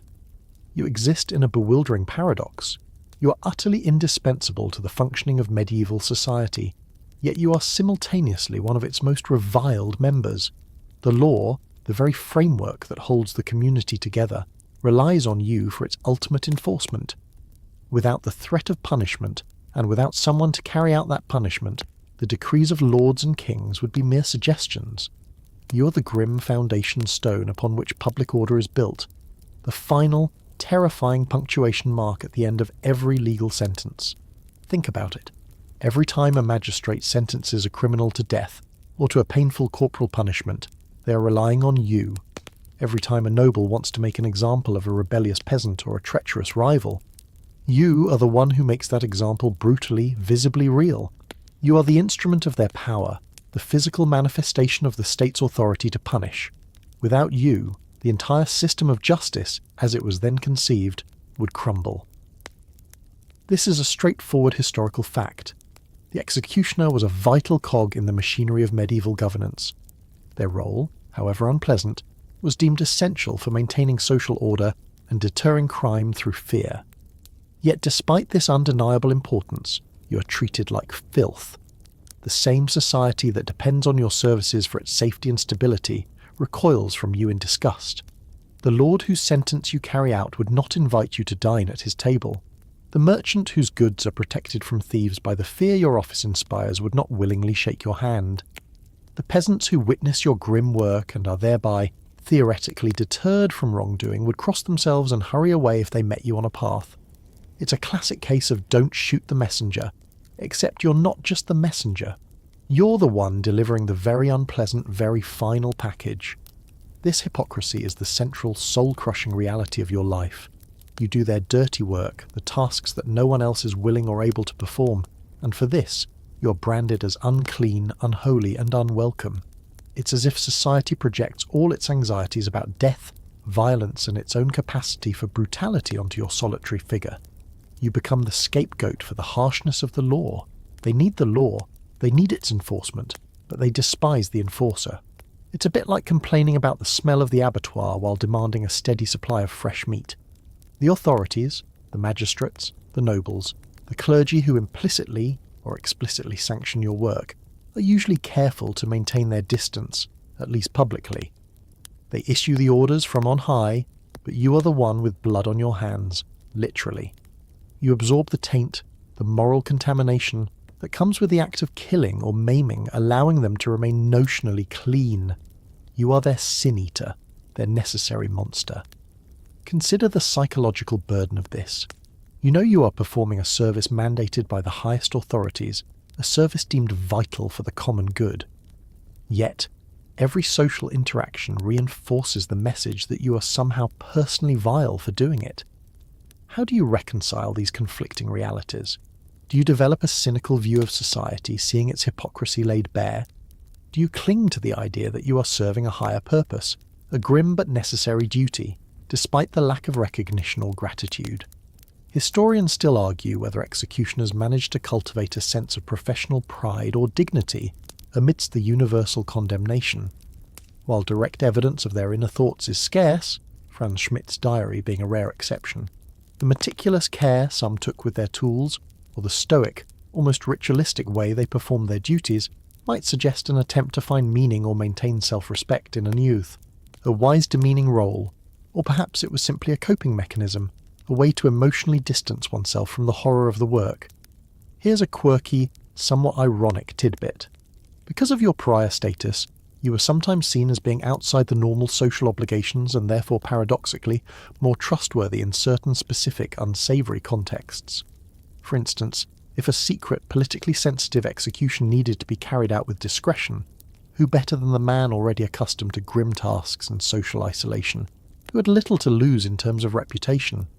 Your very marginalisation could occasionally make you useful in ways that went beyond public spectacle. You were already beyond the pale, so what was one more dark deed to your name? This essential yet reviled status meant you were trapped. You couldn't easily leave the profession, as we've discussed, because the stigma would follow you, and society, for all its disgust, couldn't afford to let you go, not unless they had a replacement lined up. You were caught in a web of their making, a necessary fixture in their social landscape, like the gallows itself, something everyone wished wasn't there, but which served a vital, if terrifying, purpose. The feeling of being used, of being a pawn in a larger game where you bear the heaviest social cost, must have been profound. You see the fear in people's eyes, but also the grudging acknowledgement that your role, however dreadful, keeps the wolves, the murderers, the violent thieves, the rebels, at bay. You're the darkness that allows them to believe in the light, the monster that keeps other monsters in check. This constant awareness of being both critical to society and utterly rejected by it would be a heavy, lonely burden to carry through your days. You are the community's shadow, performing the tasks they need but cannot stomach, forever walking a tightrope between necessity and revulsion, while the core function of an executioner, to dispatch the condemned and administer corporal punishments, was a grim constant across medieval Europe. The specifics of your role, your status, and even the methods you employed could vary significantly depending on which kingdom, principality, or even free city you found yourself in. The medieval world was a patchwork of different legal codes, customs, and social structures, and this diversity was reflected in the life of its executioners. You might be carrying out the king's justice in England, the emperors in the Holy Roman Empire, or the doges in Venice, and each would come with its own nuances. In England, for example, the primary method of execution for serious crimes was hanging. Beheading was generally reserved for those of noble birth convicted of treason, a more honourable death. The English executioner, often just a local sheriff's man or a specially appointed individual for a specific execution, might not have had the same kind of distinct, lifelong professional identity as his counterparts in some continental European cities. The role could be more ad hoc, though the stigma was still very much present. Think of it as less of a dedicated career path and more of a deeply unpleasant temporary assignment, though some individuals did become known for the role. Across the Channel in France, the executioner, the bourreau, was a more established and often hereditary office, particularly in larger cities like Paris. French executioners were known for their use of the sword for beheadings, which required considerable skill. They also had a wide range of other duties, including branding and the use of the breaking wheel. The Sanson family, who became the hereditary executioners of Paris for generations, is a famous example, though their dynasty began in the later 17th century. Inheriting traditions that had medieval roots. Journey into the myriad states of the Holy Roman Empire, that complex tapestry of German-speaking lands, and you'd find the Scharfrichter, sharp judge, or executioner. Here the role was often highly formalised. The Scharfrichter was typically a sworn official of a town or territory, with clearly defined duties and sometimes a surprisingly detailed fee schedule. A historical fact, many German towns employed their own official executioners, and these positions were often passed down from father to son.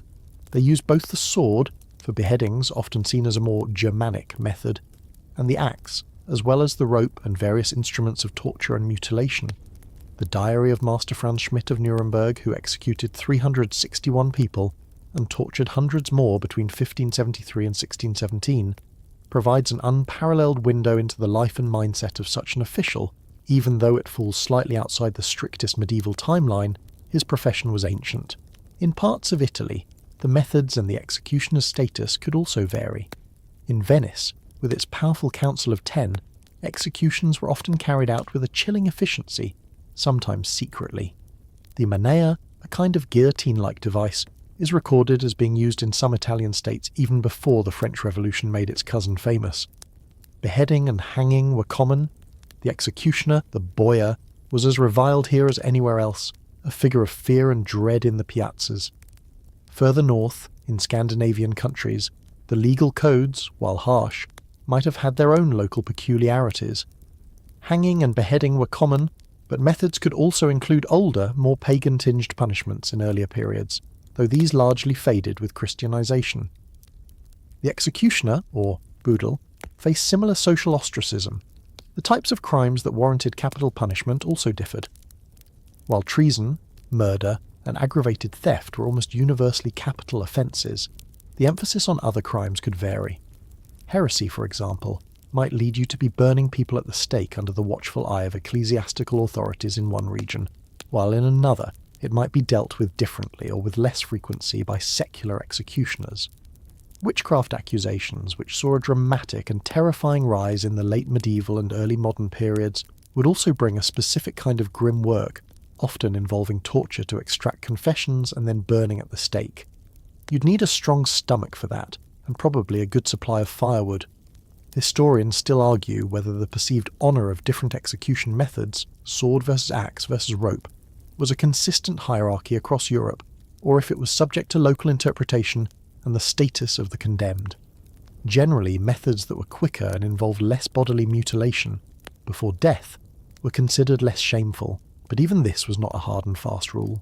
And here's a quirky tidbit. In some regions, particularly border areas or territories with overlapping jurisdictions, an executioner might find his services rented out to neighbouring communities that didn't have their own dedicated official. You could be a travelling purveyor of justice, a sort of grim freelance consultant called upon when a nearby town had a particularly difficult or high-profile sentence to carry out. This might offer a slight variation in your routine, but it wouldn't do much for your social life. You'd just be shunned in a wider variety of places. Have axe will travel could be your rather bleak motto. So, while the core misery of your job remained remarkably consistent, the social exclusion, the psychological burden, the grim nature of the work, the exact tools you wielded, the specific laws you enforced, and the title you bore could change as you crossed from one muddy medieval border to another. Your English counterpart might be grumbling about a clumsy hanging, while your German colleague is meticulously sharpening his beheading sword, and your Italian peer is ensuring the manor is in good working order. Different kingdoms, different customs, but the same essential, unenviable role, to be the hand that delivered society's most terrible judgments. You rarely stand entirely alone on that blood-soaked scaffold, or in the chilling confines of the torture chamber. While you are the principal, the one whose name, if people dared speak it, is synonymous with the grim work, the reality of medieval executions and punishments often involved a small, equally marginalised team, your assistants. This wasn't a solo gig, especially when dealing with particularly complex executions, managing crowds, or handling the more physically demanding aspects of torture. These assistants were crucial, if often anonymous, cogs in the machinery of justice. Finding people willing to serve as an executioner's assistant was, as you can imagine, not easy. The same stigma that clung to you would inevitably attach itself to anyone who worked closely with you. Often these assistants were drawn from the same desperate pool as some executioners themselves. Petty criminals offered a commutation of their sentence in exchange for service, individuals with no other skills or prospects, or perhaps even family members, sons learning the trade, or poorer relatives with no other means of support. It's not exactly a career path you'd find advertised at the local medieval job fair under exciting opportunities in law enforcement. Their duties were varied and uniformly unpleasant. They might be responsible for preparing the condemned, perhaps by shaving their neck for a beheading to ensure a cleaner cut, or by pinioning their arms securely.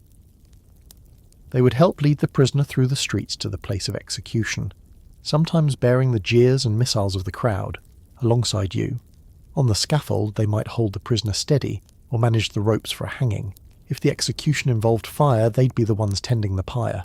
Their presence was essential for the smooth, or at least orderly progression of the grim proceedings. In the torture chamber, assistants were indispensable. Operating the rack, hoisting a prisoner for the strappado, or heating the branding irons often required more than one pair of hands. They would be there, in the flickering torchlight, responding to your grim instructions, their face is likely as impassive or as hardened as your own. A historical fact. Records from various European judicial systems, when they detail torture sessions, sometimes mention the presence of the executioner's knaves, or servants, Knecht in German for example, underscoring their official, albeit subordinate role in the process. These assistants shared your social ostracism, though perhaps to a slightly lesser degree if their role was seen as temporary or less directly involved in the act of killing. However, any association with you was a taint. They too would find it hard to integrate into normal society, to find other work, or to be accepted in respectable circles. They were part of your grim entourage, marked by their proximity to death and suffering. Their pay, if they received any directly from the authorities, would be even more meagre than yours. More often, they might receive a small share of your fees or perquisites, a few coins from your blood money, or perhaps a cast-off garment from an executed prisoner. It was a hard life for very little reward, driven by desperation rather than ambition. Think of them as the unpaid interns of the medieval underworld, except the coffee is terrible and the tasks are soul-destroying. Historians still argue about the level of skill or training these assistants possessed.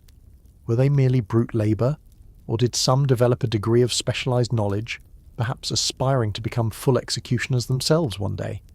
Given that the executioner's role was often hereditary, or passed to those with experience, it's likely that long-serving assistants did acquire significant on-the-job training, however grim. An assistant who proved reliable and steady under pressure would be invaluable to you. Here's a quirky tidbit. Sometimes, the role of an assistant could be particularly gruesome and specific. For example, after a beheading, an assistant might be tasked with holding up the severed head to the crowd. This was a common practice designed to prove that justice had been done and to further horrify and cow the onlookers. It's a job that requires a strong stomach and a distinct lack of squeamishness, and one that would certainly not enhance your popularity at the village fete. What did you do today, dear? Oh, the usual, held up a head, bit windy. The relationship between you and your assistants would likely be complex.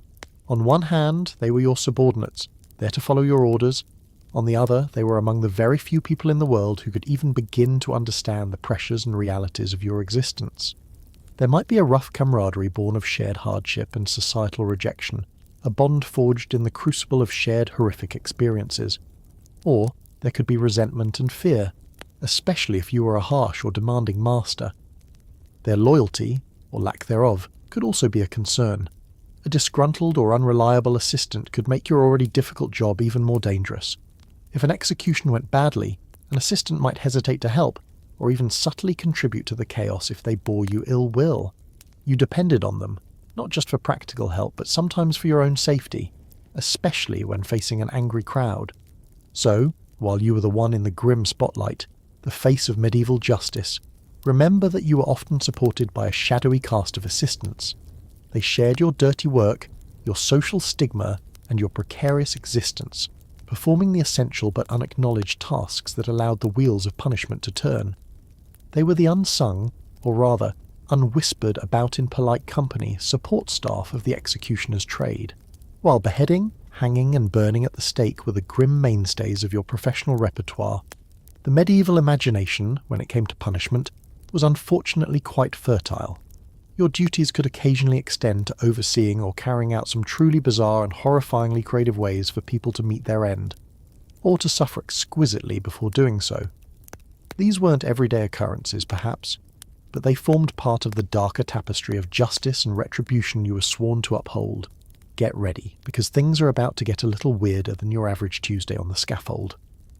One particularly gruesome method, more common in some parts of continental Europe than England, was poenicule, or punishment of the sack. This ancient Roman punishment, revived in the medieval period for the crime of parricide, killing one's own parent or close relative, involved sewing the condemned into a leather sack, often along with a collection of live animals, typically a dog, a rooster, a viper, and a monkey, though the exact menagerie could vary depending on availability and local custom. The sack was then thrown into a river or the sea. The idea was that the animals, trapped and terrified, would attack the condemned person within the sack before they all drowned together. As the executioner, your role would be to procure the sack, the unfortunate animals, and oversee the final watery dispatch. It's a punishment that combines claustrophobia, animal attack, and drowning, a trifecta of terror. Then there was immurement, or being walled up alive. This was sometimes used for nuns or monks who had broken their vows in a particularly scandalous way, or for other serious offenders where a slow, hidden death was deemed appropriate. You might be tasked with constructing the small, tomb-like space within a wall, providing the condemned with their last meagre provisions of food and water, and then sealing them in brick by brick to slowly perish in darkness and isolation. The psychological horror of this punishment is hard to fathom, and your role as the final bricklayer would be chillingly intimate. Boiling alive was another horrifying, though less common, method of execution, reserved for certain specific crimes like counterfeiting, as it mimicked the melting of false coin metals, or poisoning.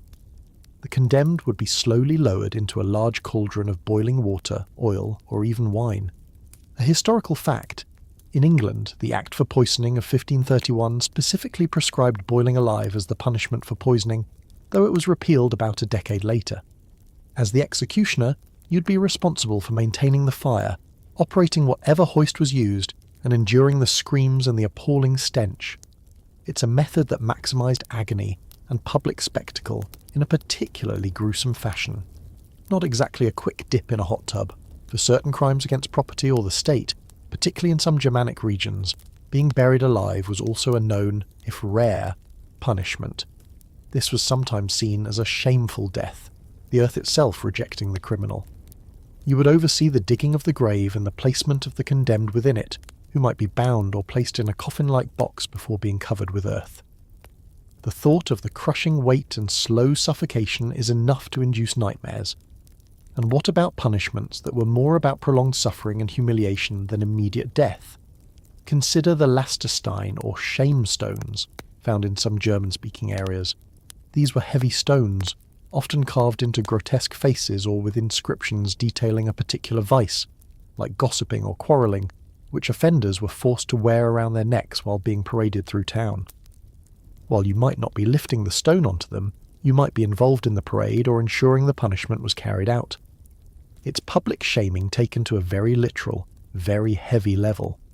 Historians still argue about the prevalence and exact procedures for some of these more outlandish punishments, as they often appear in chronicles or legal codes but with less frequent detailed accounts of their actual application compared to more standard methods. Were they always carried out to the letter, or were they sometimes symbolic threats, with a less horrific reality? The evidence varies, but their very existence in legal texts and popular imagination speaks to a different sensibility regarding pain and retribution. Here's a quirky and frankly stomach-turning tidbit. For crimes involving food adulteration or selling rotten goods, some medieval towns had punishments like forcing the offending baker to eat his own fly-blown bread, or the vintner his own sour wine, often in large, publicly humiliating quantities.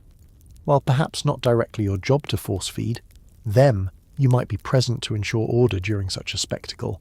Another delightful afternoon out for the townsfolk. It's like a medieval episode of Kitchen Nightmares, but with much higher stakes and far worse hygiene. You might also encounter punishments designed to be deeply ironic. A poacher might be sentenced to be hunted himself, albeit symbolically, or a perjurer might have their lying tongue pierced. The creativity involved was often as dark as the punishments themselves. Your role was to be the impassive instrument of these varied and often terrifying sentences, adapting your grim skill set as required.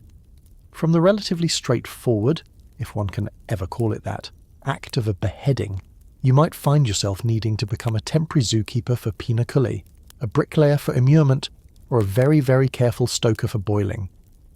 It certainly kept the job from being monotonous, though you probably wished for a bit more boredom in your professional life. The human capacity for cruelty, sanctioned by law, seemed to have few bounds, and you were right at the sharp end of it. Given the universal revulsion your profession inspires, the question naturally arises, could an executioner ever, under any circumstances, achieve a measure of respect, however grudging or reluctant? Was it possible to be seen as more than just a feared and despised outcast? The answer is complex, and probably leans more towards no, not really full respect, but there were perhaps shades of something approaching professional regard. or at least a reputation for competence that might elicit a very particular kind of acknowledgement. True respect, in the sense of admiration, social acceptance, or warmth, was almost certainly out of reach. The inherent nature of your work, the dealing of death and pain, the constant association with society's darkest rituals, created too profound a barrier. You were tainted, set apart, and no amount of skill or professionalism could entirely wash away that stain in the eyes of the medieval public. You weren't going to be invited to join the town council or be the guest of honour at the harvest festival, no matter how neatly you could lop off a head. However, within the very narrow confines of your role, you could gain a reputation for proficiency. A skilled executioner, one who dispatched the condemned swiftly and with minimal suffering, relatively speaking, was often preferred by the authorities and, paradoxically, sometimes even by the condemned themselves if they had any say in the matter, which they usually didn't. A clean single-blow beheading or a hanging that resulted in a quick death, rather than prolonged strangulation, was seen as a mark of a good executioner. This wasn't about kindness, it was about efficiency and upholding the grim dignity of the law. It also, crucially, kept the crowd from turning riotous due to a botched job. This kind of professional competence could lead to a certain kind of grim renown. An executioner known for his skill might be sought after by other towns or jurisdictions that lacked a capable local practitioner. His name might be whispered with a mixture of fear and a certain dark awe. Master Albrecht, they might say. He never needs a second swing. This isn't respect in the warm, fuzzy sense, but it is a form of recognition for excelling at a uniquely terrible craft. It's like being the best shark in the ocean. Impressive, but nobody wants to swim with you. A historical fact, some executioners did become well known for their skill and longevity in the role. Franz Schmidt, whom we've mentioned, performed his duties for over 4 decades in Nuremberg and Bamberg, meticulously recording each execution and punishment.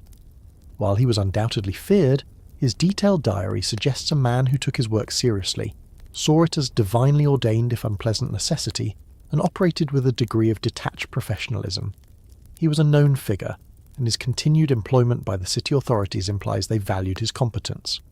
Furthermore, an executioner who was perceived as fair within the brutal confines of the system, who didn't inflict undue suffering beyond what the sentence demanded, and who carried out his duties with a degree of solemnity, might be viewed as marginally better than one who was clumsy, cruel, or seemed to take a sadistic pleasure in his work. The medieval populace, while often baying for blood, also had a sense of just deserts. Unnecessary cruelty, even towards a condemned criminal, could sometimes turn public opinion against the executioner. Historians still argue whether the concept of honour could, in any meaningful way, be associated with the executioner's profession. While the trade itself was dishonourable, unehrlich, was it possible for an individual executioner to conduct himself with a personal sense of honour or duty that might, in some small way, mitigate the stigma? Some executioners, particularly those from long-established hereditary lines, may have seen themselves as upholding a grim family tradition, performing an essential if unloved service to the state with a degree of pride in their unique, if terrible, skills. Here's a quirky tidbit that touches on a strange form of trust. Because the executioner was already an outcast and dealt with matters of life and death, he was sometimes, paradoxically, involved in tasks that required a certain discretion or a detachment from normal societal pressures. For example, if a noble family needed a sensitive task performed that was outside the law but required someone not easily intimidated and already operating on the fringes, an executioner might be a uniquely qualified, if risky, candidate. This isn't respect, but it's a strange reliance on their unique position. So while you wouldn't be winning any popularity contests or expect heartfelt gratitude, a reputation for competence, for a swift and clean execution, could earn you a certain level of grim acknowledgement. The authorities would value your efficiency as it maintained public order during these tense events. The crowd, while still fearing you, might be less inclined to riot if you performed your duties without undue gruesomeness. And perhaps in the quietest, most fearful recesses of their minds, some might even have a sliver of reluctant admiration for the nerve and skill it took to do what you did, day in and day out. It was a far cry from true respect, but in a life defined by universal shunning, even the absence of outright condemnation for your method of work might have felt like a victory of sorts. You were still the monster, but perhaps you could be a competent monster. Your profession, steeped in death and the deliberate dismemberment of human bodies, might seem like the absolute antithesis of healing and medical knowledge. Yet paradoxically, your grim duties could inadvertently provide you with a rudimentary and often surprisingly practical understanding of human anatomy that few in medieval society possessed, apart from actual physicians and surgeons, who themselves often learned from equally grisly sources like battlefield injuries or rare church-sanctioned dissections. Think about it. Every beheading, every amputation, every instance where you had to deal with the physical consequences of judicial punishment was a stark, hands-on lesson in the structure of the human body. You would become intimately familiar with the way bones connect, where major blood vessels lie, and the general layout of muscle and sinew. This wasn't formal, academic learning from textbooks. Those were rare and mostly accessible only to the educated elite. This was visceral, empirical knowledge, gained through repeated, direct, and often brutal experience. You knew, for instance, precisely where to aim an axe on the neck to sever the spinal column efficiently, or how to disarticulate a limb at the joint if that was part of a sentence. It's a dark kind of apprenticeship in applied anatomy. This practical, if gruesome knowledge sometimes led to that strange sideline we touched upon earlier, the executioner as a bone setter or treater of certain injuries. In a society with limited access to skilled medical care, especially for the poor, people might secretly and with considerable trepidation seek out the executioner for help with broken bones, dislocations, or severe sprains. A historical fact, there are records and anecdotal accounts from various parts of Europe suggesting that some executioners were indeed known for their ability to treat skeletal injuries. Their reputation, built on the grim familiarity with how bodies break, paradoxically made them sought after for mending. Imagine someone in a village suffering a bad fracture. The local wise woman might have her poultices and charms, but the executioner, who has perhaps seen or caused countless broken limbs, might have a more pragmatic if rough understanding of how to set the bone correctly. He'd have the physical strength to manipulate the limb and perhaps even some crude splints or bandages acquired through his other activities. It's a desperate choice for the injured party: risk permanent disability or seek help from the most feared man in the community. It's like going to a demolition expert for advice on rebuilding your house. Unconventional, but they certainly know how structures come apart. Furthermore, your involvement in torture, particularly methods that involve stretching or crushing, could provide a grim education in the limits of human endurance and the mechanics of joints and ligaments. While utterly horrific, this experience gave you a unique, if unwelcome, insight into the body's vulnerabilities. Then there was the matter of the bodies themselves after execution. In some instances, particularly if the executed was a notorious criminal, their body might be handed over to medical faculties for public dissection, a rare opportunity for anatomical study in the medieval period. While you weren't the one conducting the dissection, your role in providing the specimen made you an indirect, if unwilling, contributor to medical education. The bodies of executed criminals were a primary source for anatomists for centuries. Historians still argue about the actual extent and efficacy of the executioner's medical practice. Was it genuinely more effective than folk remedies, or was its reputation partly built on the fear and mystique surrounding the executioner himself? It was certainly not licensed medicine, and university-trained physicians would have viewed such practices with disdain and horror, seeing it as charlatanism and a gross overstepping of social boundaries. Here's a quirky and rather macabre tidbit related to this: the so-called Hand of Glory.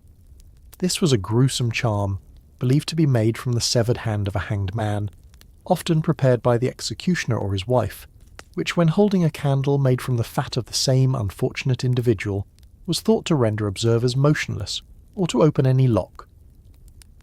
While more a feature of folklore and criminal underworld superstition, the procurement of the necessary raw material, the hand, would inevitably involve the executioner. This highlights the strange intersection of your duties with folk magic and the belief in the potent, often dark, properties of human remains. Your anatomical byproducts were in demand for more than just medical study. So, while your primary role was to deconstruct, your constant close-quarters engagement with the human body in its most extreme states meant you accumulated a store of practical anatomical knowledge. This wasn't the refined understanding of a Vesalius, but a rough, ready, an often brutally acquired familiarity with the nuts and bolts of human physiology. It was a knowledge born of violence, yet sometimes, paradoxically, sought out for healing. You were a living embodiment of the thin line between butcher and, in a very specific, desperate context, a rudimentary surgeon. This grim, hands-on education in anatomy was another strange paradox of your cursed profession, a sliver of useful knowledge gleaned from a life dedicated to unmaking. Between the public spectacles of execution, the grim sessions in the torture chamber, and the various other unpleasant tasks that filled your professional life, was there any room for a personal life? What did you, the medieval executioner, do when you were off duty? The concept of leisure time as we know it was a luxury for most in the medieval period, and for an outcast like you, the options were even more severely curtailed. Your personal life, if it could be called that, was likely as circumscribed and isolated as your public one. If you were married, perhaps to the daughter of another executioner or a similarly marginalised woman, your home life might offer some small solace from the hostility of the outside world. Within your own four walls you could perhaps drop the stoic mask you wore in public. Your family would be one of the few places where you might experience something approaching normalcy, though even this would be shadowed by the nature of your work and the social exclusion it brought upon them all. Simple domestic routines, a shared meal, mending clothes, perhaps tending a small isolated garden, whose produce others might shun, remember, would form the quiet backdrop to your grim profession. Hobbies or pastimes would be solitary affairs. You weren't going to be invited to join the village archery contest or the local drinking guild. Perhaps you might find some distraction in carving wood, fishing in a secluded spot, if you weren't chased away, or mending your own tools, though polishing your axe might not count as a relaxing hobby for most. Reading, for the vast majority of medieval executioners, would be out of the question, as literacy was rare, observed from a distance. The local alehouse, a central hub of social life for many medieval commoners, was a place fraught with tension for you. As we've discussed, if you dared enter, a space would clear around you. You'd drink alone, acutely aware of the stares and whispers. It wouldn't be a place for camaraderie or relaxation, but rather another reminder of your prior status. Perhaps you'd prefer to brew your own rough ale at home, if you had the means, just to avoid the discomfort. It's the ultimate social distancing enforced by fear and disgust. What about friendships? True friends, those who offer companionship and support without judgment, would be exceedingly rare. You might find a guarded camaraderie with others on the absolute fringes of society, the grave digger, the knacker, perhaps a beggar or a wandering minstrel who understood what it meant to be outside the bounds of respectability. These would be relationships built on shared marginalisation rather than common interests, a grim fellowship of outcasts. A historical fact. Social networks in the medieval period were crucial for survival and advancement, and the executioner's exclusion from these networks was a significant aspect of his hardship. Could you attend festivals or market days as a simple spectator? Perhaps, but always from the periphery. You might watch the dancing, listen to the music, observe the revelry, but you would be an outsider looking in, never a participant. Your presence might even cast a pall over the festivities if you got too close. A walking, talking skeleton at the feast. The joy of others would only serve to highlight your own isolation. Historians still argue about the degree to which executioners were able to compartmentalise their lives. Could they truly switch off from the horrors of their work when they returned home, or did the trauma and stigma bleed into every aspect of their existence? Given the all-encompassing nature of medieval society and the public performance of their duties, true separation seems unlikely. The man who tortured another human being in the morning could hardly be expected to be a cheerful, carefree husband and father in the evening, without immense psychological strain. Here's a quirky and rather bleak consideration. What did you do for fun if your very presence spoiled everyone else's? Perhaps some executioners developed a very dark sense of humour as a coping mechanism, though it would be one they could likely only share with their assistants, if at all. Or maybe they found solace in simple, solitary pleasures that required no interaction with a hostile world. The warmth of a fire, the taste of bread, even if bought with tainted money, the silence of the early morning before the town awoke to its judgments. Your off-duty hours, then, were not a respite into a vibrant personal life. They were more likely characterised by continued isolation, quiet domesticity within a very small circle, if you had a family, and the constant gnawing awareness of your outcast status. There were no team sports, no community gatherings you could comfortably join, no easy friendships. Your leisure was defined by the same social boundaries that constrained your work. It was a life lived in the shadows, both professionally and personally, a quiet, lonely existence punctuated by moments of intense, public horror. The silence of your home might be a welcome change from the noise of the crowd, but it would also be the silence of profound, inescapable solitude. For centuries, your grim theatre of public execution, the scaffold dramas played out before hushed or jeering crowds, was a cornerstone of medieval and early modern justice. The spectacle was the point. But as the centuries wore on, particularly as the Enlightenment began to dawn in the 18th century, and sensibilities slowly, almost imperceptibly, started to shift, the appetite for these public displays of brutality began to wane, albeit unevenly and over a very long period. You, or rather your successors in the trade, would witness the crowds begin to thin, the nature of your work starting a slow retreat from the town square into more hidden spaces. This wasn't a sudden revolution in penal theory, but a gradual evolution. Philosophers and reformers like Cesare Beccaria, in his influential 1764 treatise on crimes and punishments, began to argue against the excessive cruelty of torture and capital punishment, advocating for penalties that were more rational, proportionate, and aimed at deterrence rather than pure, brutal retribution. These ideas, radical at the time, slowly began to percolate through European legal systems and public consciousness. The notion that public executions might actually brutalize society rather than edify it started to gain traction among some intellectuals and policymakers. You would notice subtle changes at first. Perhaps the crowds weren't quite as large as they once were for a routine hanging. Maybe the authorities began to schedule executions at less prominent times, like early morning, rather than as a midday spectacle. The festive, almost carnival-like atmosphere that sometimes accompanied executions in earlier periods might start to feel a little more subdued, a little more sombre. The raw, visceral enthusiasm for public suffering, while never entirely extinguished, began to be tinged with a new sense of unease or even distaste, at least among certain segments of the population. A historical fact: the last public execution in England took place in 1868, Michael Barrett for the Fenian bombing in Clerkenwell, and in France it was as late as 1939, Eugen Weidmann, a serial killer. While these dates are far beyond our core medieval focus, they mark the end point of a very long, slow trend away from public spectacle that had its roots in earlier centuries. The shift wasn't just about the act of execution itself, but about who was watching and why. The reasons for this shift were complex.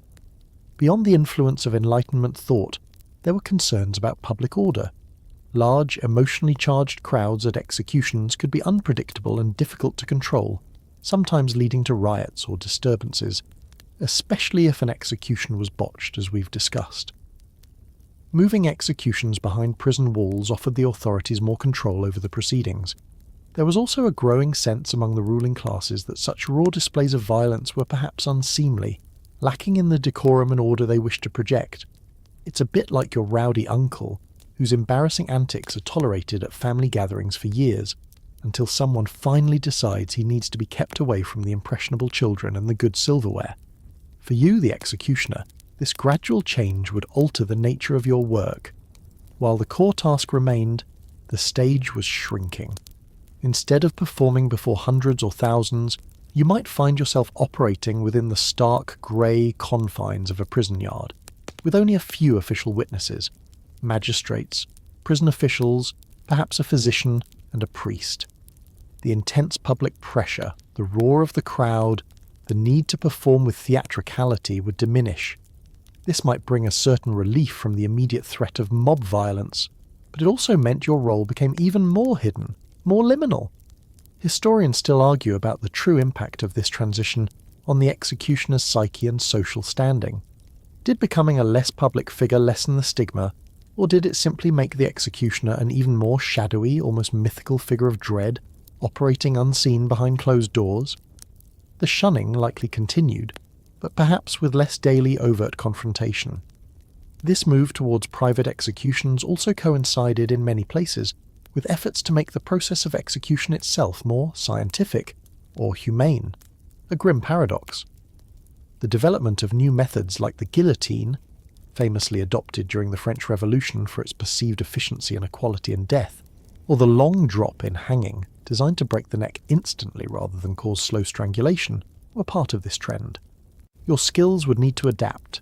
The old brutal artistry of the axe or the variable terror of the noose might give way to a more mechanistic, if still horrifying, procedure. Here's a quirky, perhaps counterintuitive, consequence of this shift. As executions became less public, the executioner sometimes became a figure of even greater morbid fascination for the press and the public, who are now denied the direct spectacle. Newspapers in the 19th century, for example, often reported on executions in lurid detail, and the executioner himself could become a minor if infamous celebrity. His name might be known, his methods discussed, even if his face was rarely seen by the general populace.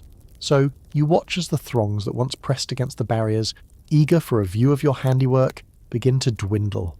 The grand theatre of public punishment, which had defined your role for so long, starts to close its curtains, act by slow act. The raw, immediate connection between justice, punishment, and the populace is being severed, or at least obscured.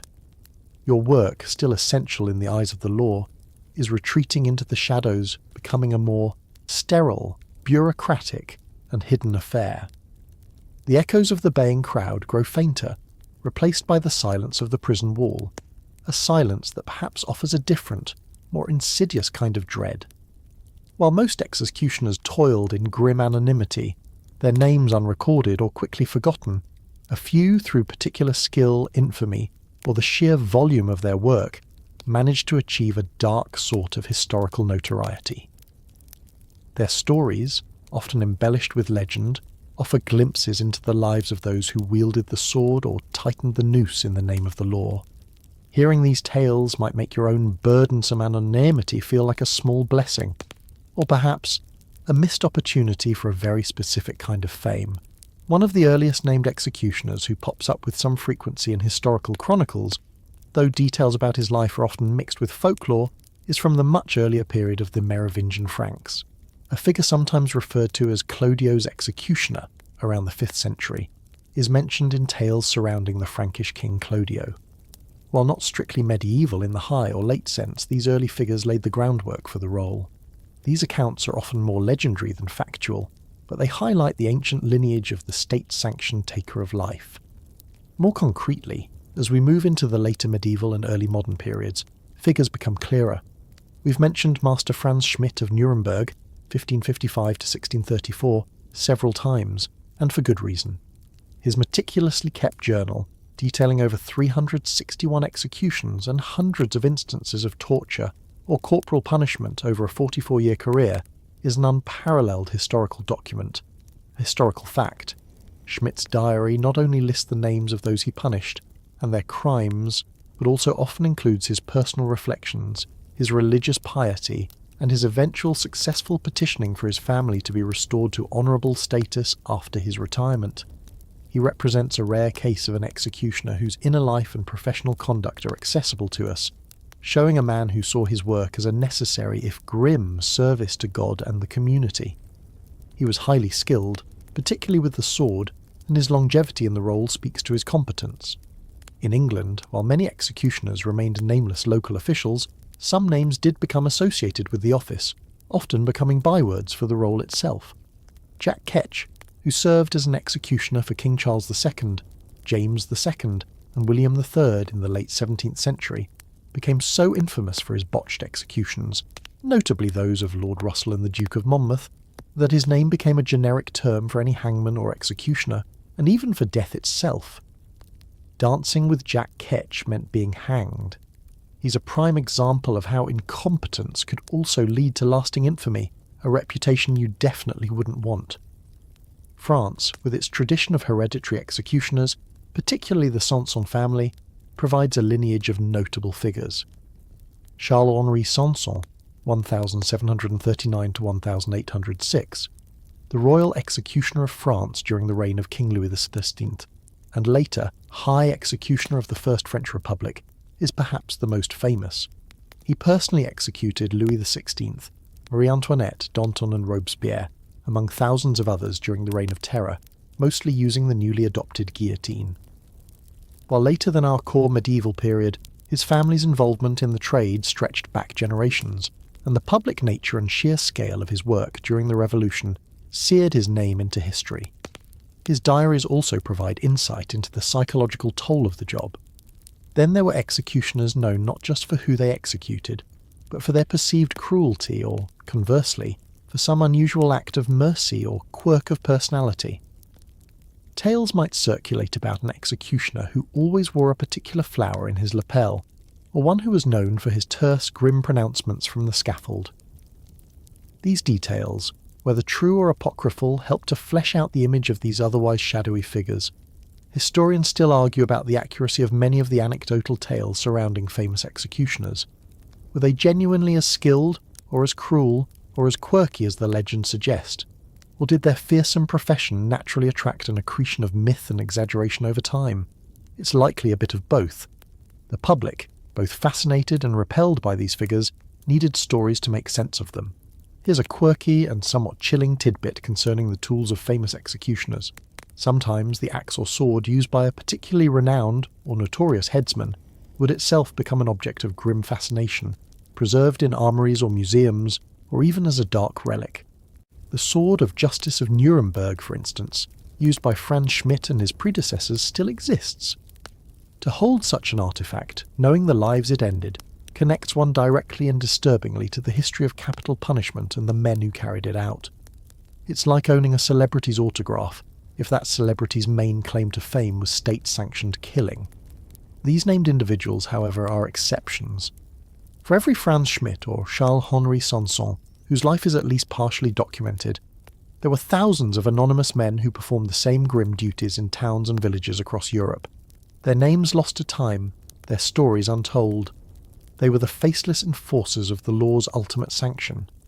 As you stand in your own metaphorical medieval shoes, you might ponder whether you'd prefer the obscurity that shields you from wider infamy, or the kind of dark renown that ensures your name, at least, echoes down the grim corridors of history.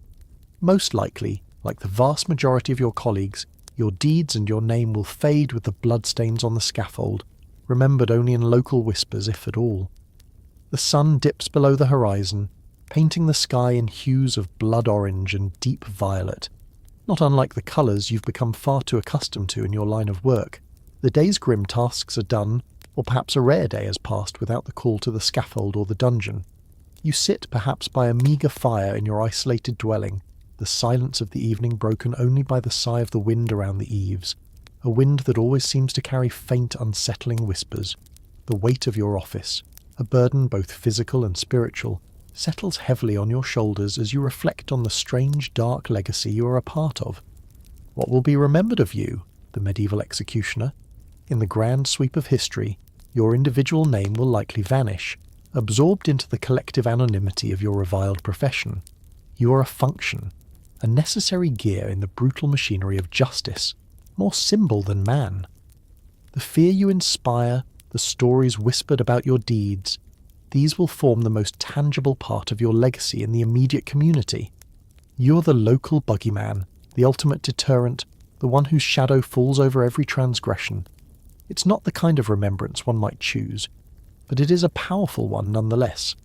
The tools of your trade, the axe, the sword, the ropes, these might outlive you, passed down to your successor, perhaps your own son, carrying the grim patina of their history. They are the mute witnesses to countless last breaths, silent testaments to the finality of the law. Remember that peculiar fascination people had with splinters from the scaffold or pieces of the hangman's rope? In a way, these macabre souvenirs are also part of your legacy, tangible fragments of the fear and awe your office commands, dispersed among the populace like dark seeds. The very places you work, the gallows field, the execution dock, the stone foundations of the old town jail, will carry the imprint of your presence long after you're gone.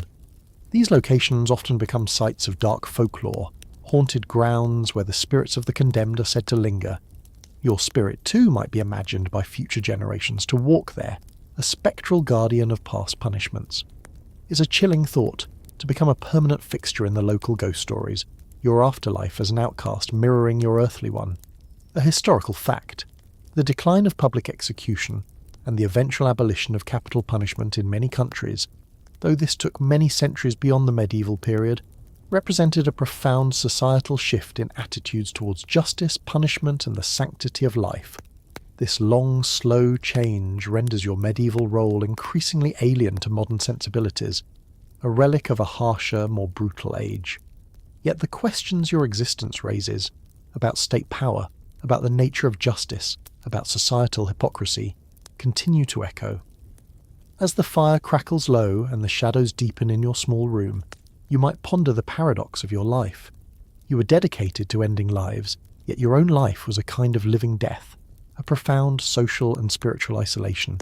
You served the community, yet were rejected by it. You wielded the power of the state, yet were powerless to escape your own grim destiny. Historians still argue whether the medieval executioner was primarily a victim of circumstance, a brutalized functionary in a brutal system, or if some found a perverse agency or even a dark pride in their unique and terrible skills. The truth, as with most human lives, is likely complex and uncomfortable. The world outside your window is settling into the quiet of the night, the sounds of the town, the distant bark of a dog, the late-night revelry from an alehouse you cannot enter, the tolling of the church bell that offers you little comfort, fade into a gentle murmur. The stars emerge, cold and distant, indifferent to the struggles and sorrows of the small human figures below. You are but one of those figures, marked by a fate few would ever choose. Your eyelids grow heavy. The chill of the night seeps into the room, a reminder of the coldness you so often face. Let the weight of the axe, the strain of the ropes, the accusing eyes of the crowd all begin to recede. The memories, sharp and blood-soaked, start to soften at the edges, blurring into the fatigue of a long, hard life. The echoes of the block, the creak of the gallows, the final desperate prayers of the condemned. Let them fade, just for tonight, into the deeper silence that awaits. The wind sighs once more, a long, low exhalation, and then stillness. And as you lie there now in your own comfortable bed, far removed from the harsh stones and cold steel of that medieval world, let the last vestiges of that grim reality begin to dissolve. Feel the softness of your pillow, the warmth of your blanket. The anxieties of the executioner, his profound isolation, the terrible weight of his duties, these are but shadows now, stories carried on the night air to help you appreciate the peace of your own surroundings. The world of the scaffold, the dungeon, the averted gaze, and the whispered condemnation, let it all recede, like a tide slowly drawing back from the shore, leaving only the quiet lapping of waves against the sand. There is no judgment here, only the gentle passage of time, leading you towards rest. The figures from that distant, harsher era fade back into the mist of history, their struggles and their sorrows becoming faint echoes, no longer sharp, no longer demanding your immediate attention. You have journeyed with one such figure, felt the chill of his world, and now it is time to return to the warmth, the safety, the quiet of your own peaceful night. Let your breathing deepen, slow and even. Let your muscles release any tension they might hold. There is nothing more to see, nothing more to hear from that place. Only a profound and welcoming calm remains. Sleep now and dream of gentler things.